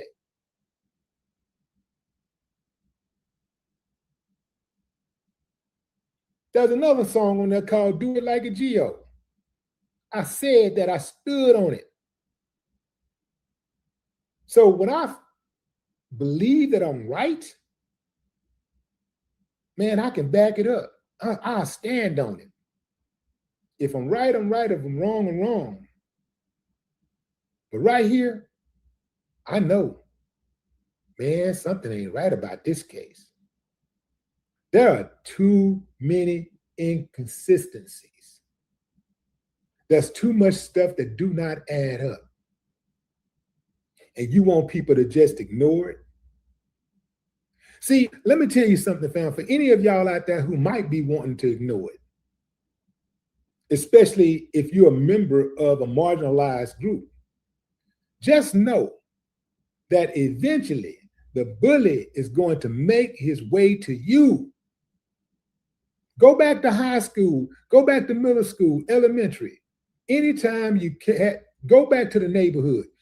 anytime you've watched a bully at work, the bully eventually gets bored of bullying the same old person over and over and over again, and they expand the bullying. They expand their bullying empire. Eventually, they're going to make their way to you. And what you going to do when that happens? It will happen. So the goal right here for supporting Nolan Wells and his family in seeking justice is to make it that much more untempting for the next person to want to try something like that and think they're going to get away with it. There needs to be accountability. There needs to be consequences and repercussions. The only reason why this person did what they did, these people did what they did, is because there is a system that protects them from acts like this. It ain't that they're tough. They ain't hard. They ain't none of that. They're banking on the system protecting them when they step out there. It's like the Karen. Karen ain't hard. Karen ain't nothing tough about no. Do you even pay attention to the shape of most of these Karens? Most of these damn Karens, man, what they call those things?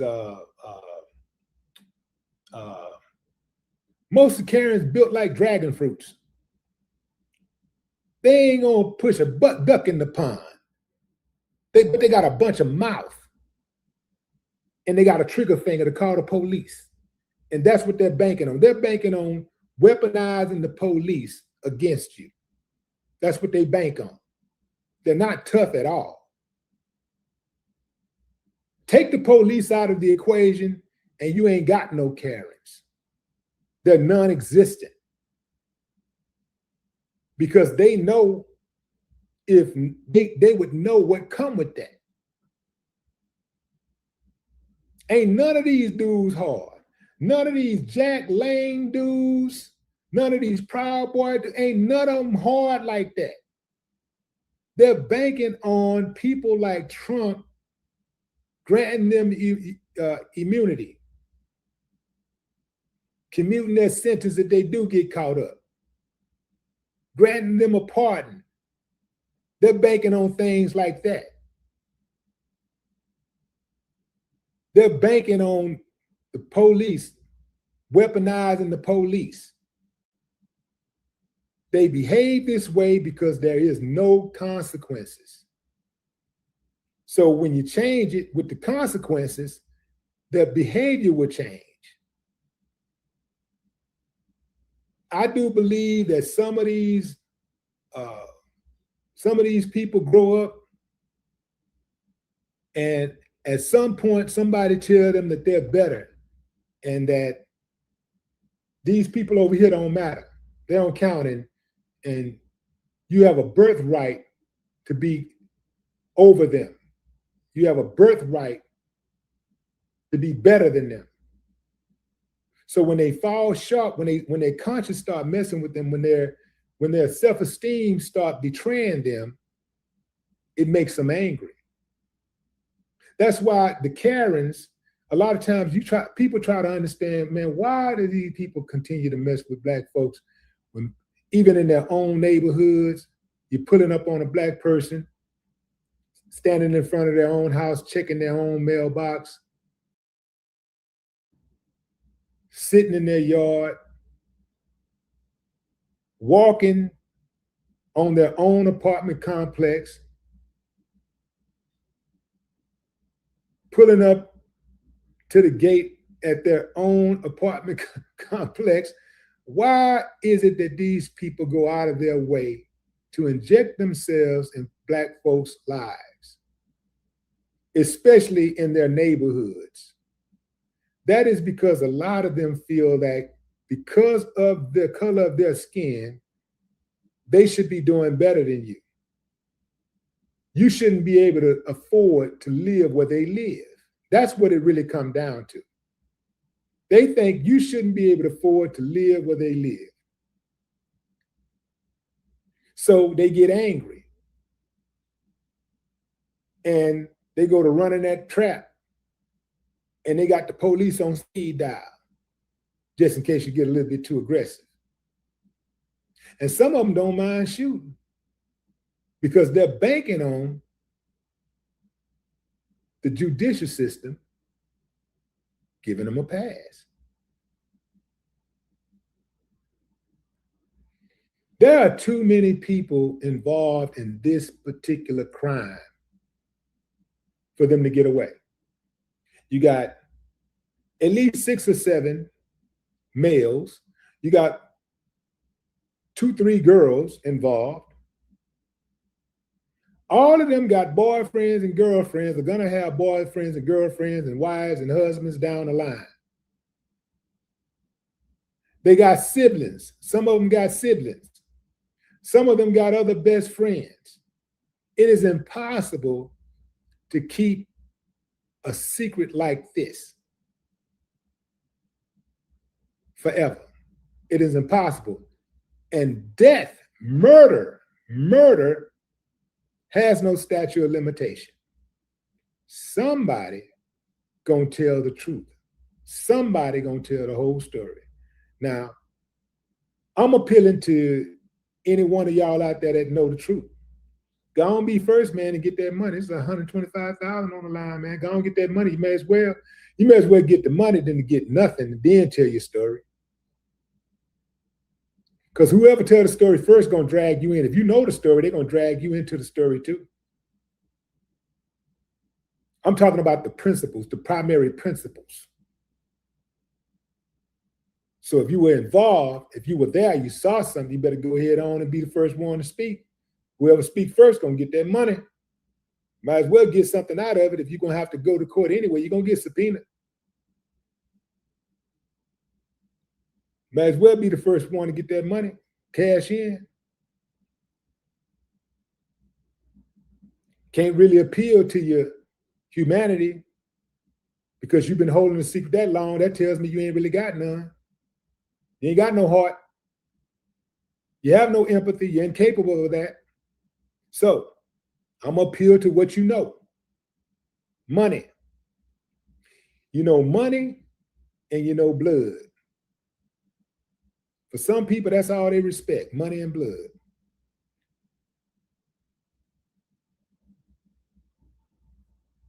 So we ain't trying to get it in blood. Come on, get your check, man. Come on, get your check. Bart, is that you? Is that you, Bart? Did you do something to Nolan Wells, Bart? Was that you, Bart?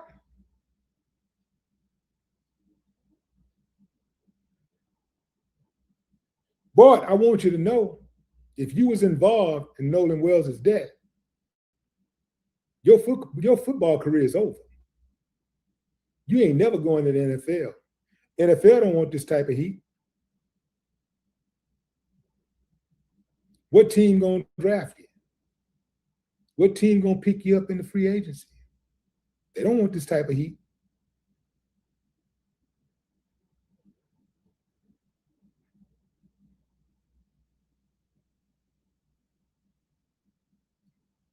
If it is revealed that Bart actually has something to do with the murder of Nolan Wells, his career is over. One of these dudes, or all of these dudes, know exactly what happened to Nolan Wells. Know exactly what happened to Nolan Wells. He didn't just disappear. He didn't just vanish. He didn't just end up floating in the water. Somebody killed him. Bart, if you got anything to do with it, boy, you will never, ever, ever be the same. Your family ain't gonna be the same. You ain't gonna be kicking footballs anymore. The only thing you're gonna be kicking is rocks. You kiss that football career goodbye. Somebody know. Somebody know the truth. And what's done in the dark will come to light. No more talk.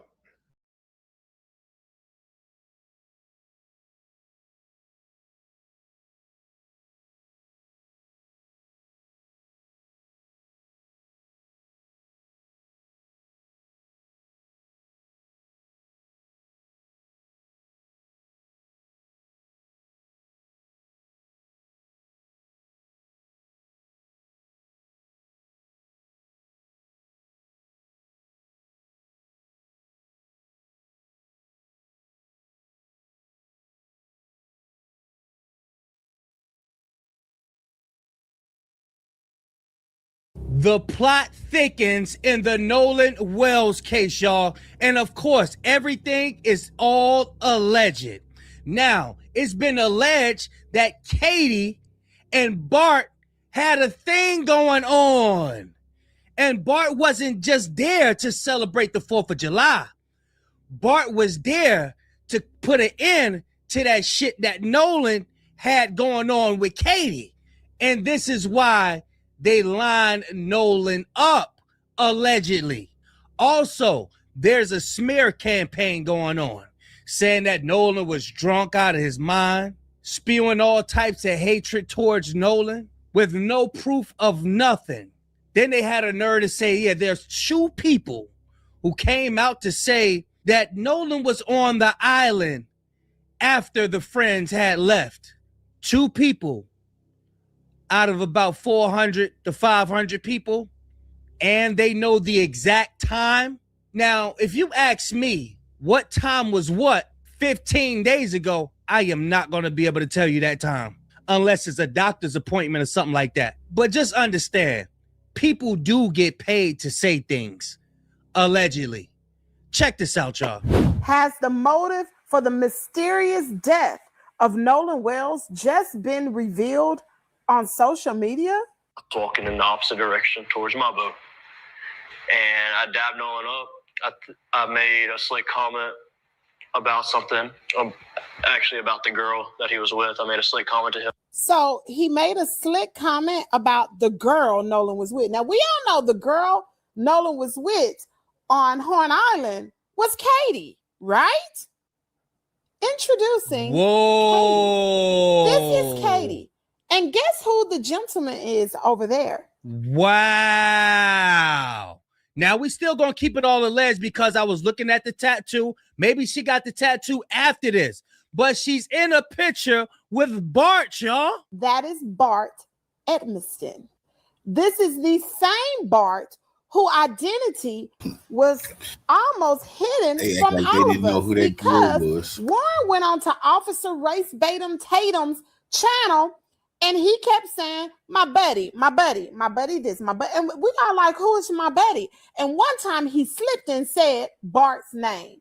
But the buddy he was referring to was Bart. And that's Bart. So Bart and Katie were a thing? Huh? Now, for those of you all who don't know, Bart Edmiston plays football. And one thing about Mississippi, honey, I'm from Mississippi. Mississippi loves football. Anybody that plays football, especially from a small town, they are a big daggum deal. And if anything go down in a small town with a football player and he white, honey, the whole town is going to rally around to try to hide things. Is that what they're doing in the Nolan Wells case? Everybody know what happened? Maybe Bart was jealous because Nolan was with his ex-girlfriend. Maybe they were a thing at one time. Now we know Bart Edmiston Jr. plays football at the University at Wyoming. He's 22 years old and he is from Ocean Spring. Now we know Katie McCormick, she's 19 years old and she's from Ocean Springs as well. Bart was a big daggum deal. Now, although we all know that Nolan Wells was expected to go to a D1 school to play football, he wasn't at the status of Bart yet. Bart was already there. So, and not to mention, Nolan is black, Katie is white. Who do you think the friends are going to side with? Even his friend, whom Christine Wansley stated, she didn't even know that Sebastian was a best friend. Even he said he made a slick comment. Was the slick comment that, oh, you know that's Bart's girl? Was Katie Bart's longtime girlfriend? And he came back. Maybe that's why they were trying to keep it a secret, because something nefarious went on that boat, because Bart family has allegedly a home off the waters. It would have taken him no time to get to Ocean Springs. Maybe somebody called Bart and told him, hey, you know, Nolan is with your girl. And he got on that boat and hopped on down there to Horn Island. Or maybe just because it is a big deal to go to Horn Island for the 4th of July, everybody and their mama was on Horn Island. And he came down for the 4th from Wyoming. Matter of fact, they out of school anyway. He probably was getting ready to go back to football camp. He probably been in Horn Island, Ocean Springs the whole time anyway, rekindling with Katie. Anyway, it's one thing about social media. Social media will not be undefeated. And baby, we got internet sleuths everywhere. Listen, all I have to say is justice for Nolan Wells. And everybody who's coming out doing their research, don't stop. Keep your foot on the state of Mississippi, because, baby, they will hide, they will sneak, and they will lie here in the state of Mississippi just to keep the truth from coming out. Anyway, drop down in the comment area. Let me know what you think. And hear it here first. Well, Kimmy's world is your world. Shout out to that sister right there, because all these smear campaigns going on, I've been thinking to myself, this is not even our fight. These people don't know who the hell they going to war against. They going to get war against God. But if anybody know the Bible, this is how God operates. He could build somebody's pride up just to knock them down and to show his power. That's how he do. These people in Mississippi are so prideful. They feel like they can get away with things, look in our face and say, nah, we didn't do that. Like, we don't see y'all. There's something, a very important clue that we missed. I read it, but I didn't quite put it together. Watch this, y'all. So one day last week, I read this, but I never put this together. So this is about Sheriff John Ledbetter. Yeah, you know the guy who came out and said, I don't suspect foul play when he seen Nolan's body. Well, I want y'all to scroll all the way down to the bottom. John is an active and involved community leader, a former chairman of the Gulf Regional Planning Commission in Biloxi, Mississippi. So this just giving his background, right? So when you scroll all the way down here, it says, notably, in 2019, John graduated from the 275th session of the F.B.A.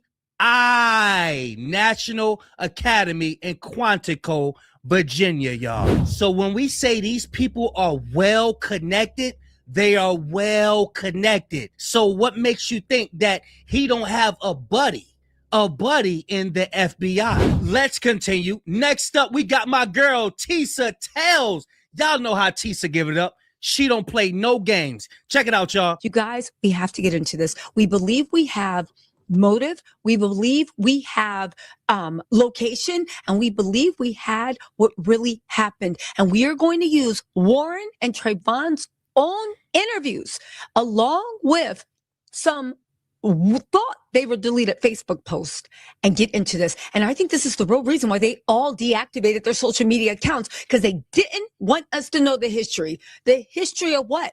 The history that Katie was Bart's girl. Who was Bart?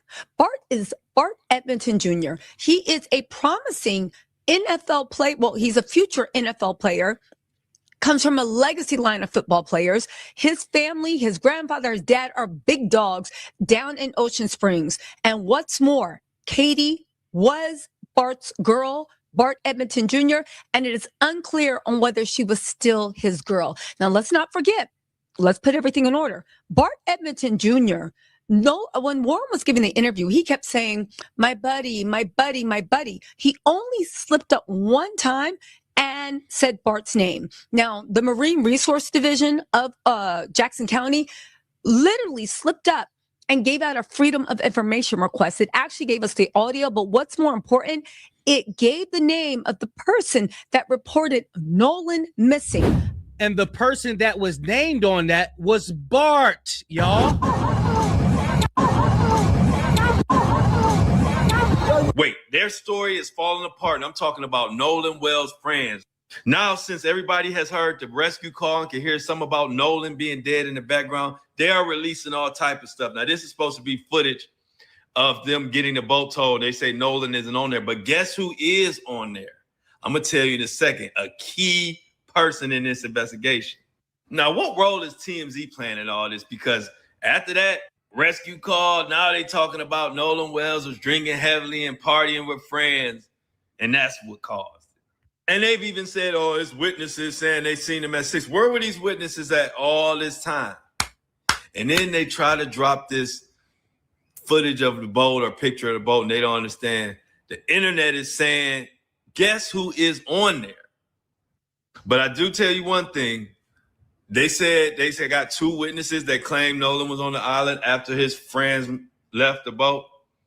I don't trust these witnesses. And why am I going to trust some unidentified random ass witnesses when I could trust my ears are telling me I'm hearing them screaming about Nolan? This whole case is falling apart and these fuckers are lying. They are saying that this is Katie. They are fighting tooth and nail trying to get that boy Bart to the NFL. But I don't think it's going to work, y'all, because they are going up against the whole damn internet. They think they could beat the internet. The internet consists of the whole damn world. The Africans is on it. The Jamaicans is on it. Everybody is on it, including y'all own people is on it. Check something out for a second. I want y'all to bear with me because we're going to break down something that Officer Tatum said. He said that this is a picture of the guys being told. I want y'all to pay attention. Look at everybody closely. Everybody closely. We laugh at this. And I'm going to show you the picture of the back of the boat. Pay attention to their clothes, what they're wearing. Now, we're going to take a look at Nolan's friends that he went out there with, because this is supposed to be them. Does any of those guys on that towboat look like any of the so-called friends? Does anybody look the same? They threw that out there so our attention can be over there. But we ain't gonna spend no more time on that shit. Check this out, y'all. I find it interesting that they're releasing evidence or sharing evidence in the Nolan Wells case for several reasons, but most importantly, because the district attorney, Angel, just said this to us about why we don't have answers or any evidence in the case of Nolan Wells. I also understand that many people have questions about why more information has not been released publicly. In Mississippi, the rules of professional conduct restrict the information a prosecutor can release during an investigation. Our restraint in communicating facts and evidence is not an effort to keep the truth from the public. It is an effort. If y'all can look at her eyes, it looked like she's reading off of a prompt, y'all, allegedly. To protect the integrity of this investigation and the grand jury proceeding. Now, all of a sudden, people who are close to investigators are hearing directly from investigators and local officials that Nolan Wells was seen at least 6 p.m. on the island. And who is it coming from? Who are the people that are telling us this? And now all of a sudden, they're saying that he was extremely intoxicated. Well, there's 2 things wrong with that. Number one is that his friend Warren got on here and told us directly that Nolan was fine.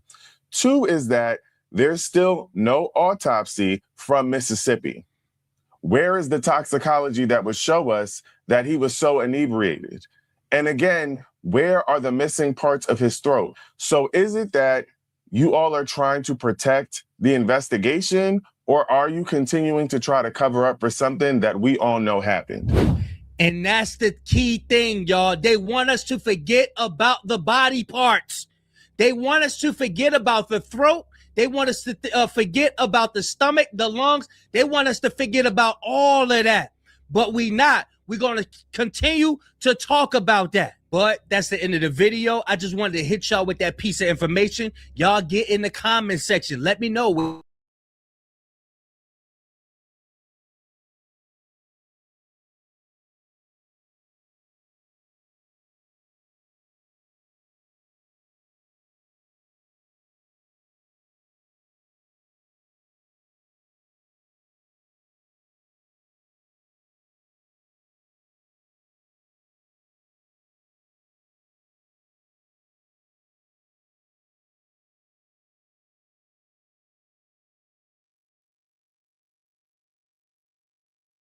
My guest is a former prosecutor and host of Crime Stories with Nancy Grace, which streams new episodes weekdays on Fox 1.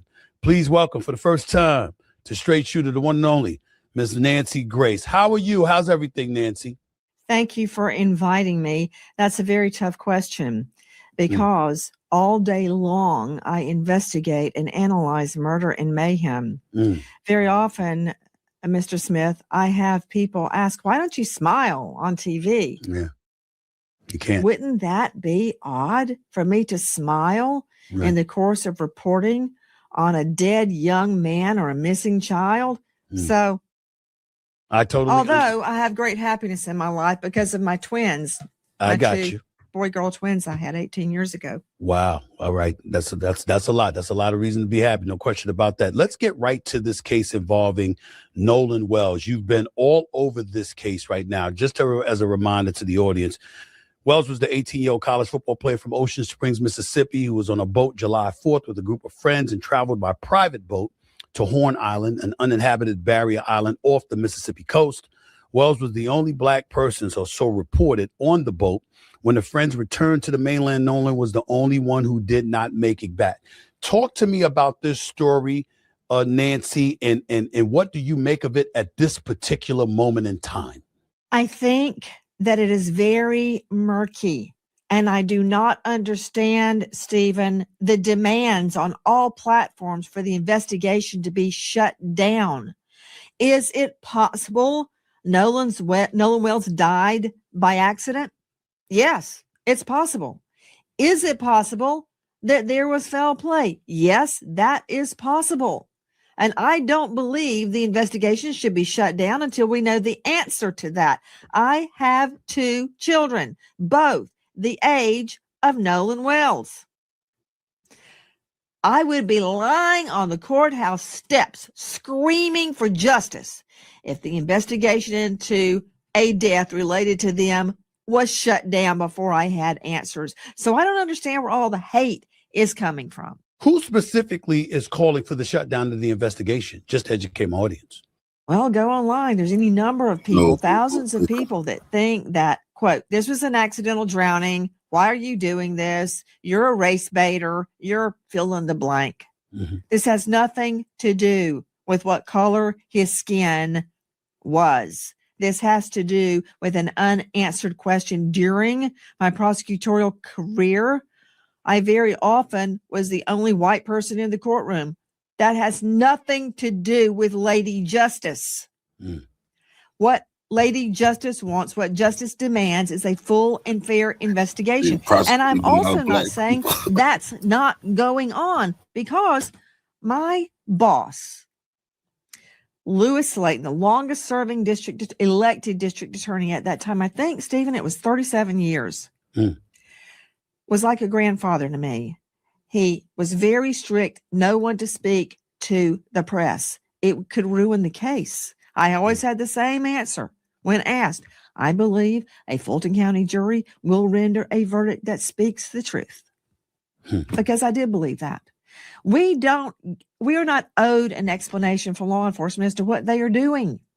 However, there are a lot of questions, specifically, Stephen, regarding the autopsy. The initial autopsy has remained under seal. We don't know what the answer was. The family, I understandably, sent Nolan's body hundreds of miles away for a second opinion. When that doctor got the body, the lungs and the throat were missing. Mm-hmm. I understand why the lungs were missing, because this could have been a drowning case. But why the throat? What was there about Nolan's throat that piqued the interest of the original medical examiner? That leads me to speculate. Was there bruising? Was the hyoid bone fractured? Was it broken? Was it dislodged? Is there possibly bruising on the strap muscles? Is it indicative of a blow? We know on the back of the head, that's your occipital bone on the back of your head, about where your hairline would start, that there is deep red discoloration under the subcutaneous tissue. What? Is it from a blow? Is it from diffusion of the blood post-mortem? I don't know. But none of it is good. So I need answers before any investigation is going to be shut down. What do you make of those who have said, I remember Officer Tatum, a conservative podcaster, very popular, over 3 million subscribers. He's been on a warpath going down, talking to some of the people that were there with Nolan Wells, white individuals. He's saying that evidence is showing that they departed. When they departed, Nolan Wells was alive. And you know what? They may have had absolutely positively nothing to do with this. The evidence shows that. Is that your finding, that the evidence shows that the people being, with allegations being thrown in their direction, the suspicions that have been raised by these people that were in attendance with Nolan Wells, that they should be, they have been proven or found to not have been around even when he was still alive? Is your findings consistent with anything along that verbiage with what people are saying about these kids that were with him? No, I don't know the answer to that. They say Nolan chose to stay behind because he met a girl he wanted to talk to named Katie. That girl has spoken through her sister, we are told. Now we know Katie was Bart's girlfriend, ex-girlfriend. They act like Nolan just ran into, they act like Nolan just ran into some random girl. They was like, man, come on, bro, forget her. They all knew how jealous Bart get over her. They played themselves. And she says Nolan told her, I'm going back with my friends. So who am I supposed to believe? I don't know for a fact that what the boys are saying is true. I don't know for a fact that what the boys are saying is false. I do know they called Ceto, S-E-A, second word T-O-W, and said that their vessel was sinking. But yet they continued boating around in it for hours after. Is there an innocent explanation? Maybe. Maybe they thought it was sinking. They found the problem and they fixed it. Now, specters have been raised about audio suggesting Nolan had been on the boat on their return. I don't know if that was doctored. I don't know if it's real. I do know this. He went to Horn Island with them. They came back alive. He's dead. I'm going to investigate. You're darn right I'm going to investigate. And my wish is that his friends are innocent and that this was an accident. But it will be a cold day in HELL that I endorse closing down an investigation because somebody said I had nothing to do with that. What? Am I supposed to go, oh, okay, case closed, forget about it, and go tell the mom, we're shutting down the investigation because so-and-so said he had nothing to do with it. Have you received any indication from law enforcement that that is their intent, that their desire is to close down this investigation? Have you seen any indication like that at all? No. And that emboldens me. That emboldens me because so far they haven't finalized this thing. As a matter of fact, the other day, a female journalist got a hold of law enforcement, the sheriff. He wouldn't answer any questions, which he should not have. And he stated that all questions were to be directed to the district attorney's office.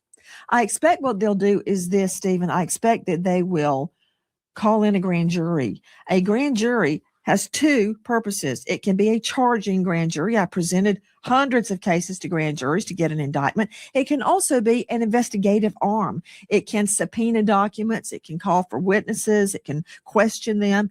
It's an investigative, a fact-finding grand jury. They may do that, or they may be able to do it on their own without calling in a grand jury.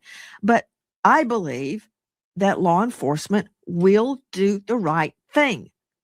Much has been made of the fact that Crump, who is representing Nolan Wells' family, turned down a request, an offer to bring on scent dogs and cadaver dogs to the boat.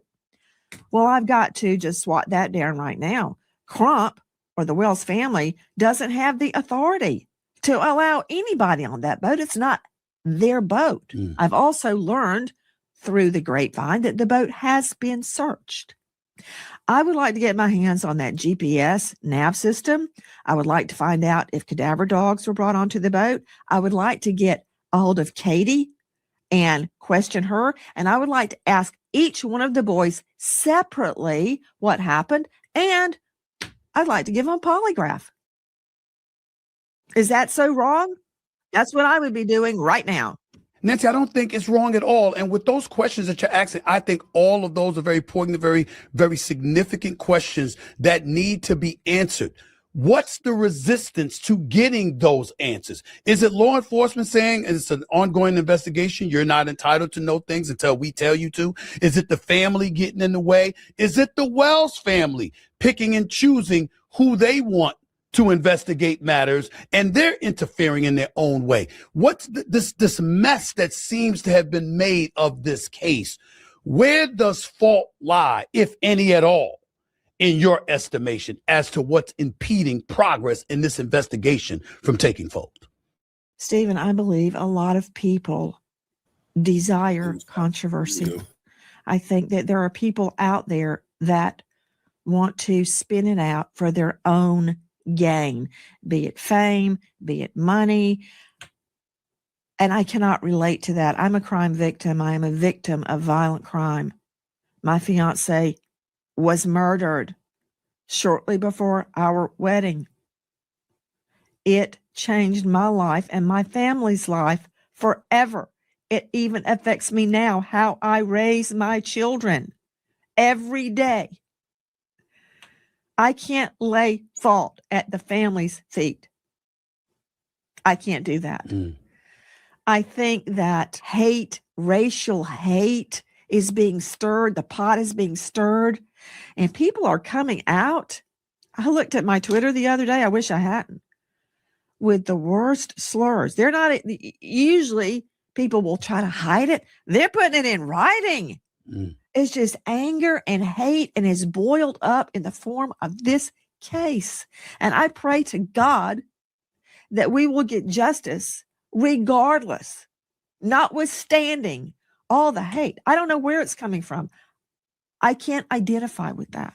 But I can tell you this, we're not letting go till we have an answer. Your thoughts on the Wells family. Some people who wanted to point the finger at them, and I just find it to be wrong. I'm not looking at the family who lost their son or lost their sibling. I'm not looking at them. I'm not trying to look at them in any negative way. But there are people that have looked at Crump's presence. Civil rights attorney.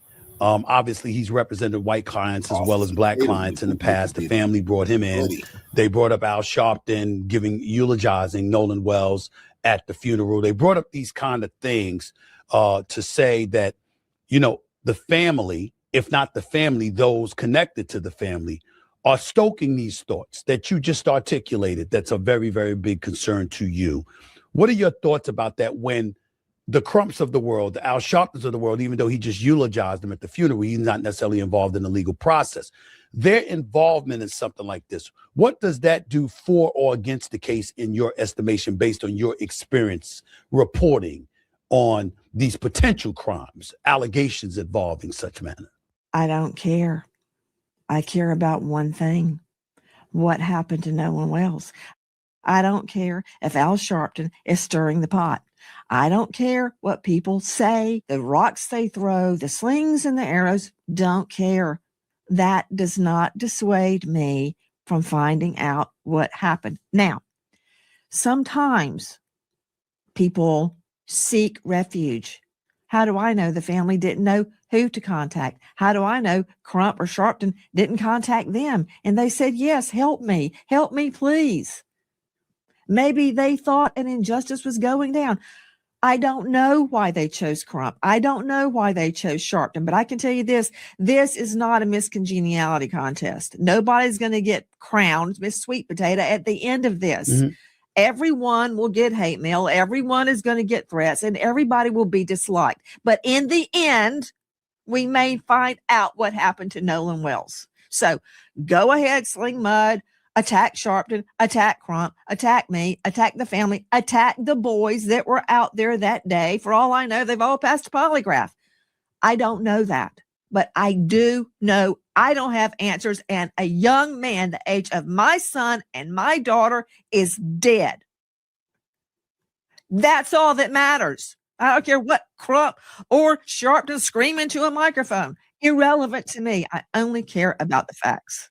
Let me be more specific. What I'm getting to is, does the presence of individuals like that, based on your experience, assist in expediting the process to get closer to the truth? That's what I'm wondering about specifically. I think it does. And I'll tell you why. Whether you like Sharpton or you have to hold your nose, you don't like him, don't care. But guess what? Every TV was turned on this case because of Crump and Sharpton. You know how many cases I've investigated and nobody cares? Their names are forever lost. Nobody knows their names. Nobody cares. But because those two jumped on the bandwagon or hitched a ride on the bandwagon, I don't know which is true, now there is focus on the Nolan Wells case. And I say, fine. Authorities have said they suspect drowning. How do you feel about authorities coming out without the investigation being completed? I'm thinking about your former boss, who was like a grandfather to you, that told you don't go to the media until it's absolutely necessary. Timing is everything, et cetera, et cetera. I'm looking at authorities coming out and saying they suspect drowning. I think that's a very presumptive statement to be coming out of their mouth. Wouldn't you say? I don't think there should have been any comment at all. If they had to say something, it should have been along the lines of, we are investigating the case to our fullest ability, and we are open to any information, any help that we can get, and we will find the truth, God willing. I think that's what I would have said if I said anything at all. Maybe they did suspect drowning at the beginning, but they should have kept their pie holes shut because we don't know that it was drowning. Now, the fact that the first inmate took the lungs suggests to me that there may have been water in the lungs. That doesn't mean foul play was not involved. How do I know he wasn't hit on the head and thrown over the side? Do I think that's what happened? I don't think anything one way or the other until I have the facts. His friends could be completely innocent, or they may know more than they're telling. We have to find that out.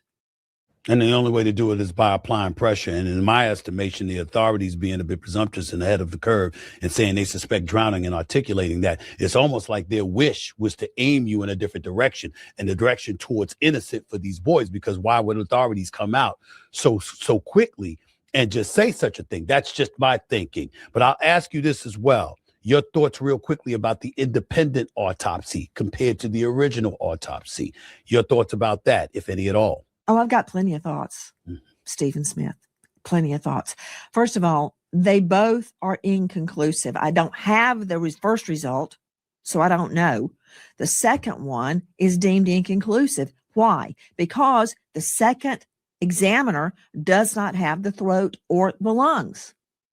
So a full investigation, an autopsy cannot be completed because this is what they've got to do, and I've seen them do it. I told you about the red subcutaneous markings under the occipital bone. Yes. All right. Now, how do I know that's not from a blow to the head? Okay. How do I know that's not from an accident? We are being told today Nolan was drinking heavily. Okay. Even somebody drunk can be a homicide victim.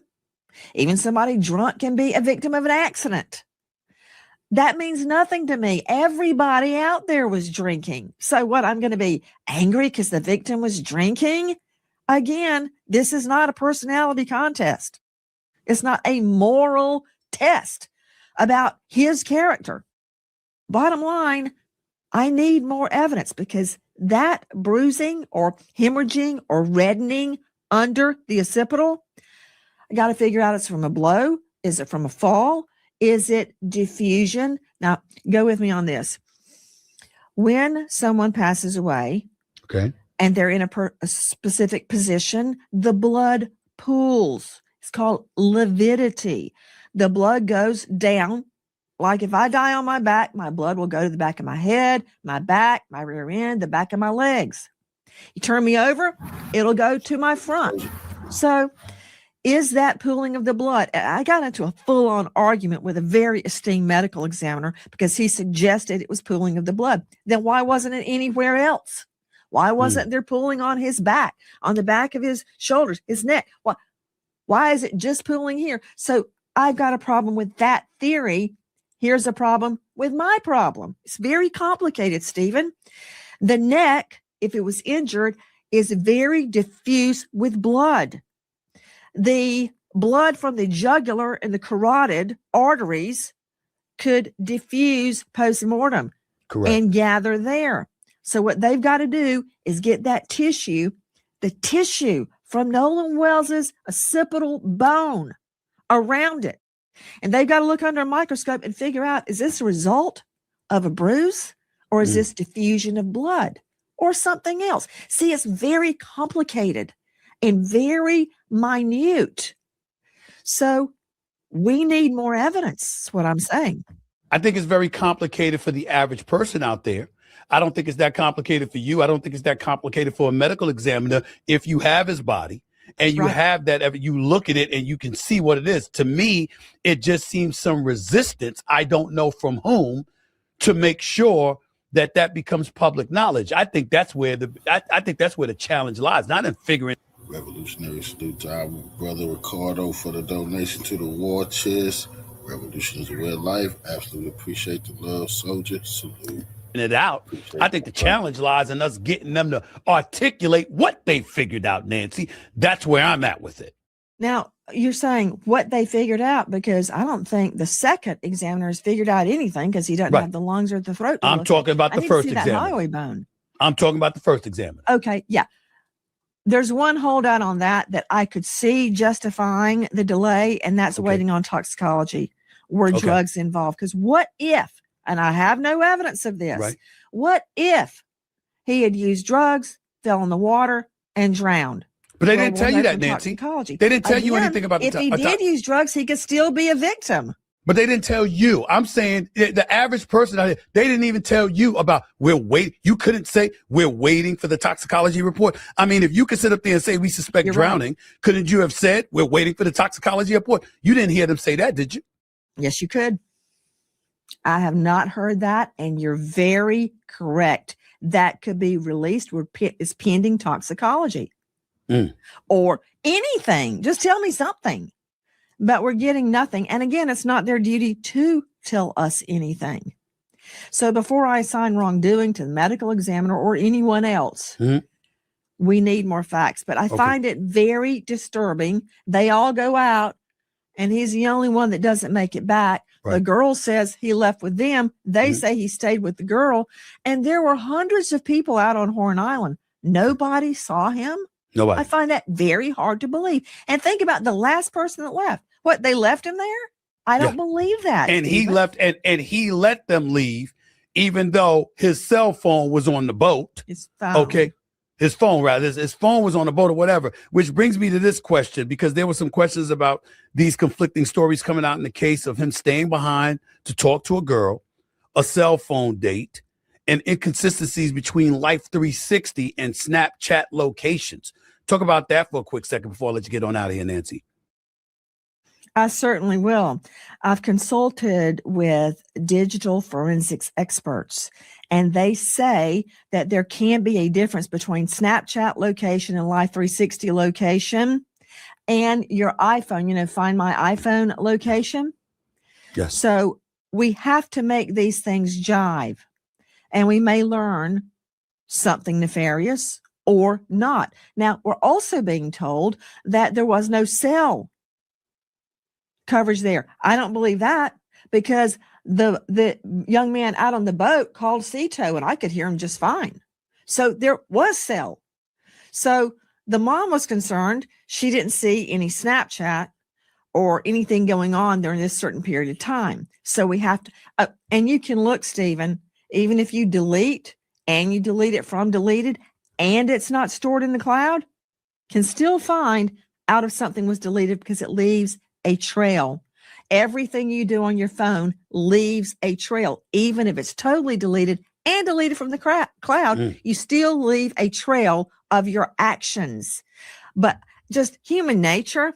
I know my children, my son is a fisher.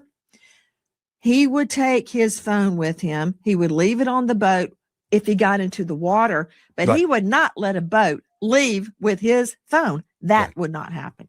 I'm just telling you that. All of this is just heightened my level of suspicion, to be quite honest with you. And the fact that you've said all the things that you said here in this interview, Nancy, has made me even more suspicious than I was before I started the interview, because I didn't know a lot of the details that you were kind enough to provide to myself and my audience. So I thank you for that. Hopefully this case, hopefully we'll reach a resolution with this case much sooner than later. I'm concerned. I'm praying it was an accident. I'm praying it was an accident. We can't bring Nolan back. That's right. We can find the truth. The best outcome would be there was no ill intent. Yeah. That is my prayer. Absolutely. Let me move on to this case quickly before I let you go, involving Brian Kohlberger.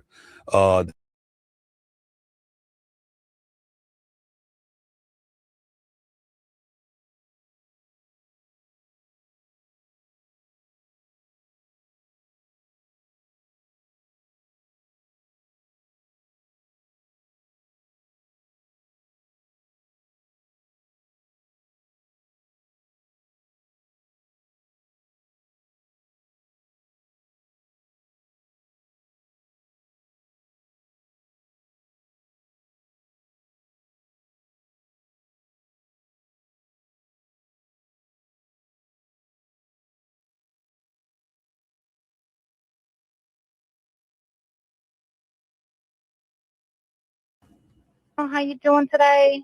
Doing good. How are you? Good. I apologize ahead of time. I really do. You're going to have a fee for service come up under Jerry. Okay. It sounds like a bunch of kids on board on Horn Island. He's letting me know that his father's a member, but he can't give me any information. And he's saying the boat is sinking. And he's on Horn Island. It's just unfortunate. He's just a kid. There's a lot going on. So He said there's about a lot of people on board. He says he thinks about 7. I'm guessing they're all under 18. And I'm not trying to be rude. He wants you guys to go out there and unpump the boat and then tow it in. Do you know what kind of boat it is? He said a Triton 24-footer, but that's all he can give me. Okay. All right. Yeah, I just actually got off the phone with his grandpa, who I'm guessing is the owner of the boat.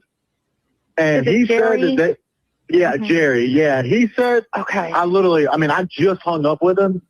He said that they don't need any help right now, but if something changes, he'll call me back. So I'm guessing that they may have figured it out, because that's what he said. So they're in a panic and their boat won't crank. Yeah, they're in a panic. He's saying the bill's just not keeping up. I asked for Coast Guard. He said no, but he's just really upset on the back end. And, I get it. It's a kid. He just doesn't understand. Oh, okay. Do you still have him on the line?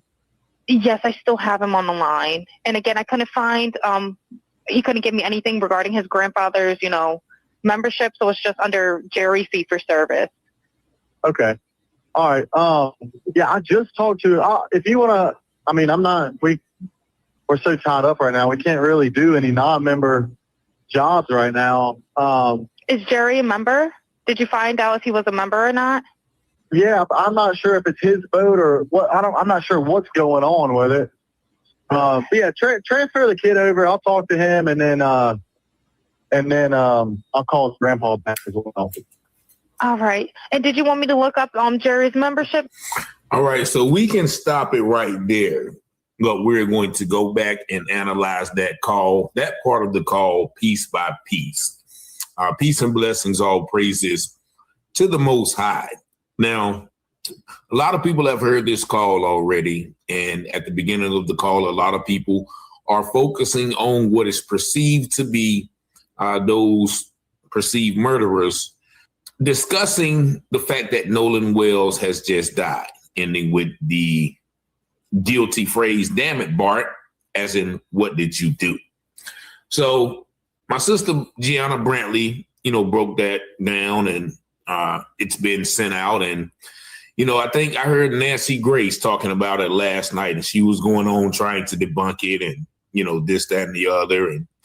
But one part of the call that they didn't focus on was the last part that you hear. And here's why, because it's unexplainable. Now, we've been able to figure out Jerry Atkinson was the owner of the boat, as you heard Wyatt, which is his grandson, mentioned in the call. It should be under Jerry Atkinson. Now, Jerry Atkinson is reportedly married to the boys' grandmothers, allegedly. During this scene where, there's supposed to be a lot of panic and, these boys are about to drown and, they need help so bad that they're on the phone with, a sea tow company, right? And so the sea tow company calls a towboat. The towboat tells the dispatcher that I've already talked to the grandfather, and he says they don't need a tow, and we'll call them back. So how in the world does the grandfather know? And how does this towboat person know to call the grandfather? Or did the grandfather call him? That is what they're not saying or not discussing on all of these talk shows and all of these, media outlets. How did the grandfather know ahead of time before the boys called a tow? Nobody. And if it is something that somebody alerted him first, then why has that not been discussed? Because in the interview with Warren, he says, well, my buddy Bart came over and towed the boat. But right then, Wyatt is literally panicking, talking about they need the boat towed. So this doesn't add up with, once again, the need and the panic for a tow. And how did the grandfather know they didn't need a tow anymore? Now, this all leads on to, okay, well, this must have been a possible cover-up. Many people feel that Nolan was still on the boat. That is how his phone got back to the house. That is what many people feel. But let's break down this call piece by piece real quick. Hi, Captain Seth. This is Vicky from International. How you doing today? Doing good. How are you? Good. I apologize ahead of time. I really do. Now, if you're calling to get somebody help who's sinking, why are you apologizing ahead of time and being so scared? And she acts this way throughout the call, which doesn't make sense. You're going to have a fee for service come up under Jerry. Okay. It sounds like a bunch of kids on board on Horn Island. He's letting me know that his father's a member, but he can't give me any information. And he's saying the boat is sinking. And he's on Horn Island. It's just unfortunate. He's just a kid. There's a lot going on. Now she's being all, once again, sympathetic to the kids. Just get them some help. Like, if somebody's sinking, why do you have to go through all that, right? Give them the coordinates and let them go help them. Right. He said there's about a lot of people on board. He says he thinks about 7. I'm guessing they're all under 18. Okay. And I'm not trying to be rude. He wants you guys to go out there and unpump the boat. And then now, why would that be rude with you telling the savior what they need you to do? This whole call sounds suspicious right here. Tow it in. Do you know what kind of boat it is? He said a Triton 24 footer, but that's all he can give me. Okay. All right. Yeah, I just actually got off the phone with his grandpa. So right there, these boys are in the midst of an emergency call with this tow company, and this captain already knows what the situation is. How could he know aforehand? Who I'm guessing is the owner of the boat. And he said that Jerry. Yeah, he said, okay. I just hung up with him.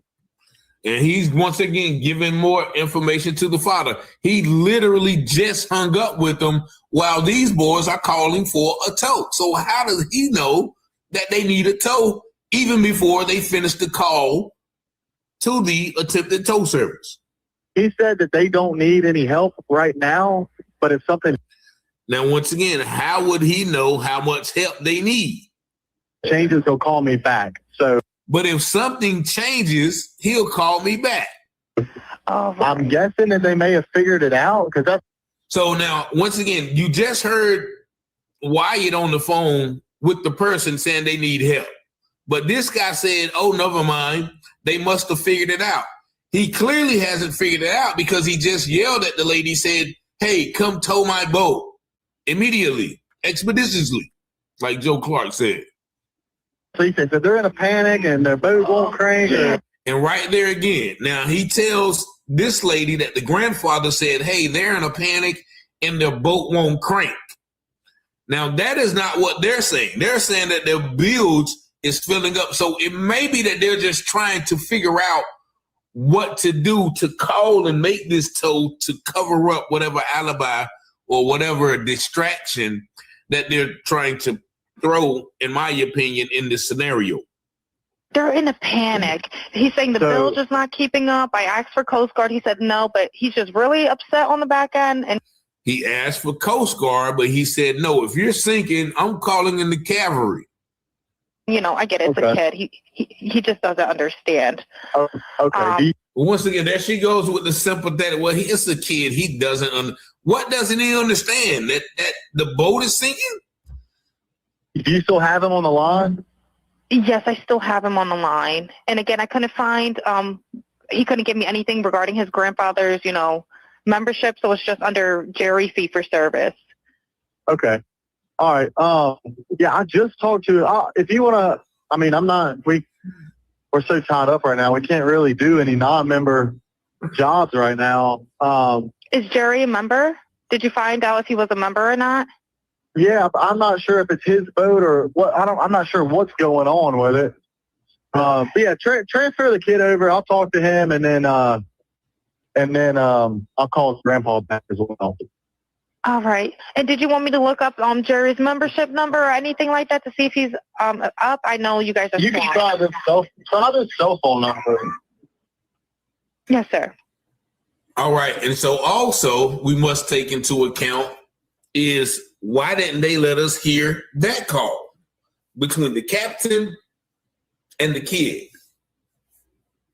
I'm sure that call was recorded, right? What happened on that call? But once again, we know that allegedly a friend told them out and they went back to Fort Bayou, where it is alleged that Bart Edmondson stays, who has another boat. Jerry Atkinson, it's alleged that, as you've seen on the screen, he gave permission to search his boat for anything dealing with the investigation, but, nobody searched it. And so this whole thing, once again, we can't find really, anything on Jerry Atkinson. I couldn't find anything about him, not even a picture. That picture on the thumbnail was what somebody put on, Facebook in a post regarding this matter. But none of this makes sense. There's a lot of questions to ask concerning this matter. The grandfather canceled the rescue, right? He told them that the teens didn't need any help and the situation was handled. They had it all figured out. Now, why would an adult boat owner who's not there and doesn't know what's going on, why would he cancel a rescue call in the middle of the call that they were making. And more questionable is, how did he know? And how did he just so happen to get in touch with that particular captain? And so, as I mentioned in previous videos, like, there's obvious a connection between this captain and Atkinson if he has this captain's personal number. And he's able to call it and stop a tow even before the tow call is even finished. And so that is what, once again, Nancy Grace, I watched her a little bit last night, and she was, kind of taking a little shot. She called, I guess people who were covering the story on the internet, she called them bottom feeders. I think she called them. She wasn't talking to me. But, but one thing they stopped short of, nope, if you're watching this, Nancy, answer that question. Why didn't you address that call and ask those questions of how the grandfather knew about the rescue call while the rescue call was being made and had enough insight about what was going on to stop it? That's the big question of the day. Y'all let me know if y'all know the answer to that. Y'all see the number, 919-587-7782. Thank you for watching, liking, sharing, and subscribing to the channel.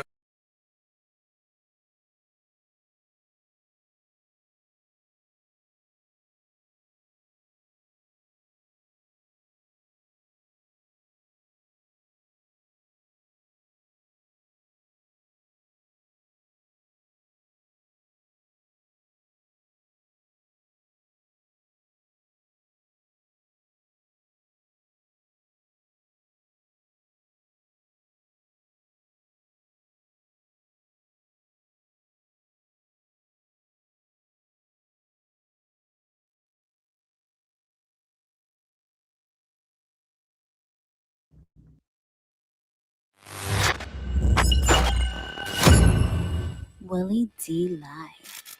What's up, family? Well, what do we have here?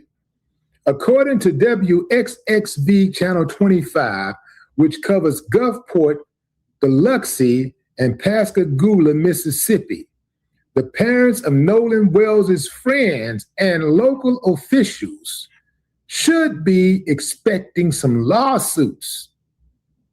Now, why would the good people of Mississippi who love God, church, community, family, and all of God's children be expecting a lawsuit? Well, let's get into the story. Parents of Nolan Wells' friends and local officials were reportedly sent notices of intent, informing them to expect lawsuits in connection with the investigation surrounding Nolan's death. According to their media partner, the Sun Herald, those letters were sent by Ridgeland law firm Carol Bufkin, PLLC, who is working alongside civil rights attorney Ben Crump. It is unclear at this time who exactly received these letters, but we do know they instruct recipients to immediately preserve all evidence in their possession in its original form and directs those recipients to suspend any automatic deletion or overwrite functions that could destroy evidence.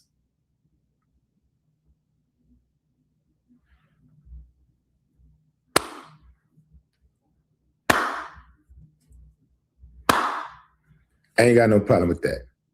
Right now is the time to press. Turn up the heat. Smoke these uncivilized mutts out because they're withholding information.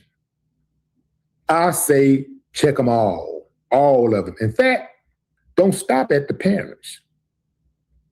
Investigate the siblings. Any of them that got siblings, investigate.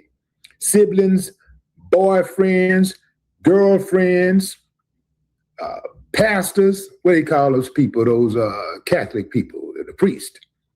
Get them, talk to them. People love confessing to them. I don't know why, because they never confess unless they're in even when they're in an interrogation room for messing with little kids, they never confess. It's amazing how people do that. Just go and tell all their business to a dude who supposed to have a direct connect to God or something. Anyway, but yeah, fam, this was much needed. This is much needed. I think that Mississippi has been so arrogant for so long, and they've been getting away with murder literally for so long, that they still aren't taking this seriously. I think that maybe a few of the residents who might not be the hardened generational Mississippi criminal families, they may have a little problem with stomaching this investigation, right? But the rest of them, man, it's so deeply ingrained in their history. I mean, their grandmammas and pappies, their great-grandmammas and great-grandpappies, and so on and so on and so on, passed this way of life down to them, where you can behave like uncivilized mutts and get a slap on the wrist, as long as we don't think you are an absolute danger to the community. You can be a danger to the community and we'll save you, but you can't be an absolute danger to the community. And if you kill Black people, we're not going to really pursue it. That's what we are. This is a situation, this is a systemic issue we have here in Mississippi. Now, those of you who live up top on the East Coast, West Coast, hey, don't act like you're special, because you're still in the United States. And they still, last time I checked, was killing people in New York City. The police were still gunning down Black men in New York City, all right, for nothing. Unarmed Black men for nothing.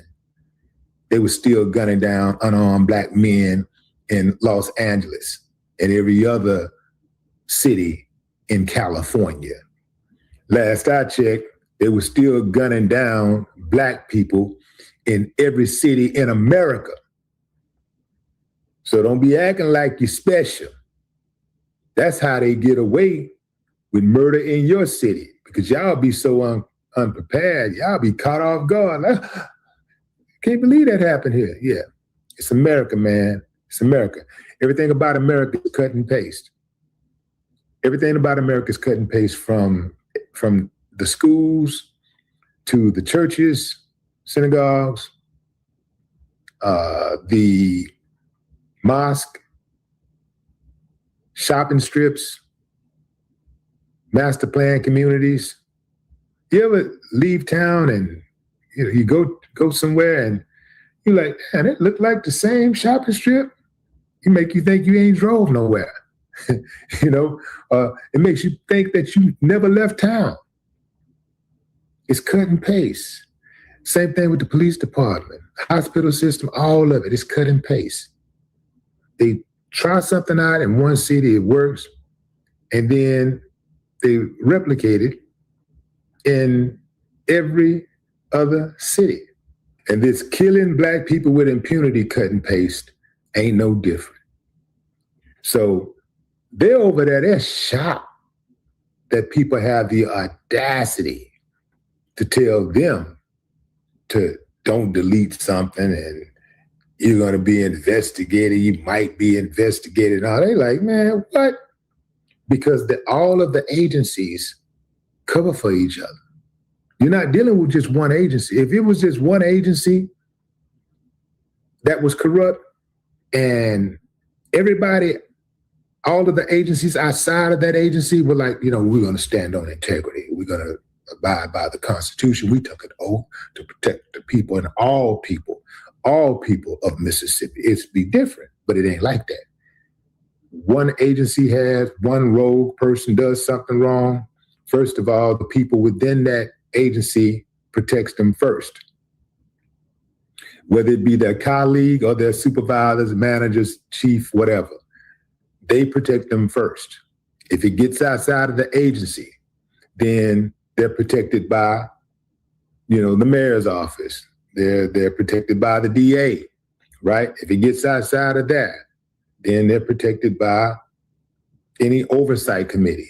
Gets outside of that, they're protected by the F.B.A. The F.B.A. comes in, they protect them. You see what I'm saying, fam? It's one layer after the other of protecting uncivilized mutt behavior. Criminals protecting criminals is what we're dealing with. And that's why it is so hard to get justice when there's a Black person killed who's suspected of being killed by a white person. I keep hearing this, well, how come y'all don't do that when Black people kill Black people? Okay, listen up, super dummy. I feel sorry for your mother and your father because they should have taught you better. They should at least, at the very least, parents ain't got to produce Einsteins, but don't produce a super dummy, right? It's on your mama and your daddy first and foremost. But listen up, super dummies. The reason why you don't get all of this attention, all of this activism when Black people kill each other is because if a Black person kills a Black person and the police know about it or suspect that they did it, they going to jail. That's why, dummy, they're going to jail. A Black person kill a Black person, they're going to jail. And they're not going to jail because the police like Black people. They're going to jail because the police like locking up Black people. That's why they're going to jail. They like to put you in the system so you can feed the beast. Pay for them attorney fees, pay for those court fees, you know. They go in there and work for free. And then they getting paid twice. They getting paid on your body. They get a check for your body, and they put your body to work and they get another check for that. So that's why Black folks don't take to the streets and do all this activism. They don't have to. Not saying that it doesn't happen. It does happen. People still do it. You just don't hear about it. The media ain't all over it, but it happens all the time. It's not as pronounced because Black people who commit crimes, I don't care who it's against, the police find out about it, they going to jail. Simple as that. Dummies. Okay? You got it? That's for all you dummies. That's for you regular dummies and you outside dummies. Anyway, I think this is a brilliant move for the good side, the good people, the home team. Yeah, go after all of them. Somebody gonna break. Somebody gonna rat. See, the reason why these type of cases go unsolved is because nobody ever talks. They all get on code immediately. Boy, they get on code. Typically, when you have these type of killers, if they kill somebody within the white race, if a white person kill a white person and the police know about it, they're probably going to jail, unless it's the police and the police involved and stuff like that, you know, higher up, they might try to cover for them. But they're going to jail. Other than that, they might get a slap on the wrist, or they may not even acknowledge it, such as in the case of T.J. Davis. T.J. Davis, young Black boy young Black man in Minnesota, St. Paul, Minnesota. His 4 white friends go pick him up. They pick him up to go hang out. Next thing you know, TJ floating in the river. He floating in the Mississippi River in Minnesota. Yeah. Police come, put his friends in the back seat, but not to detain him, not to take him to jail, but to take him to one of the friends' daddy's house. They don't even go into the substation to get questioned. They don't even go to the station to get questioned. They go straight to the friend's house from the scene of the crime to their friend's daddy's house. Why?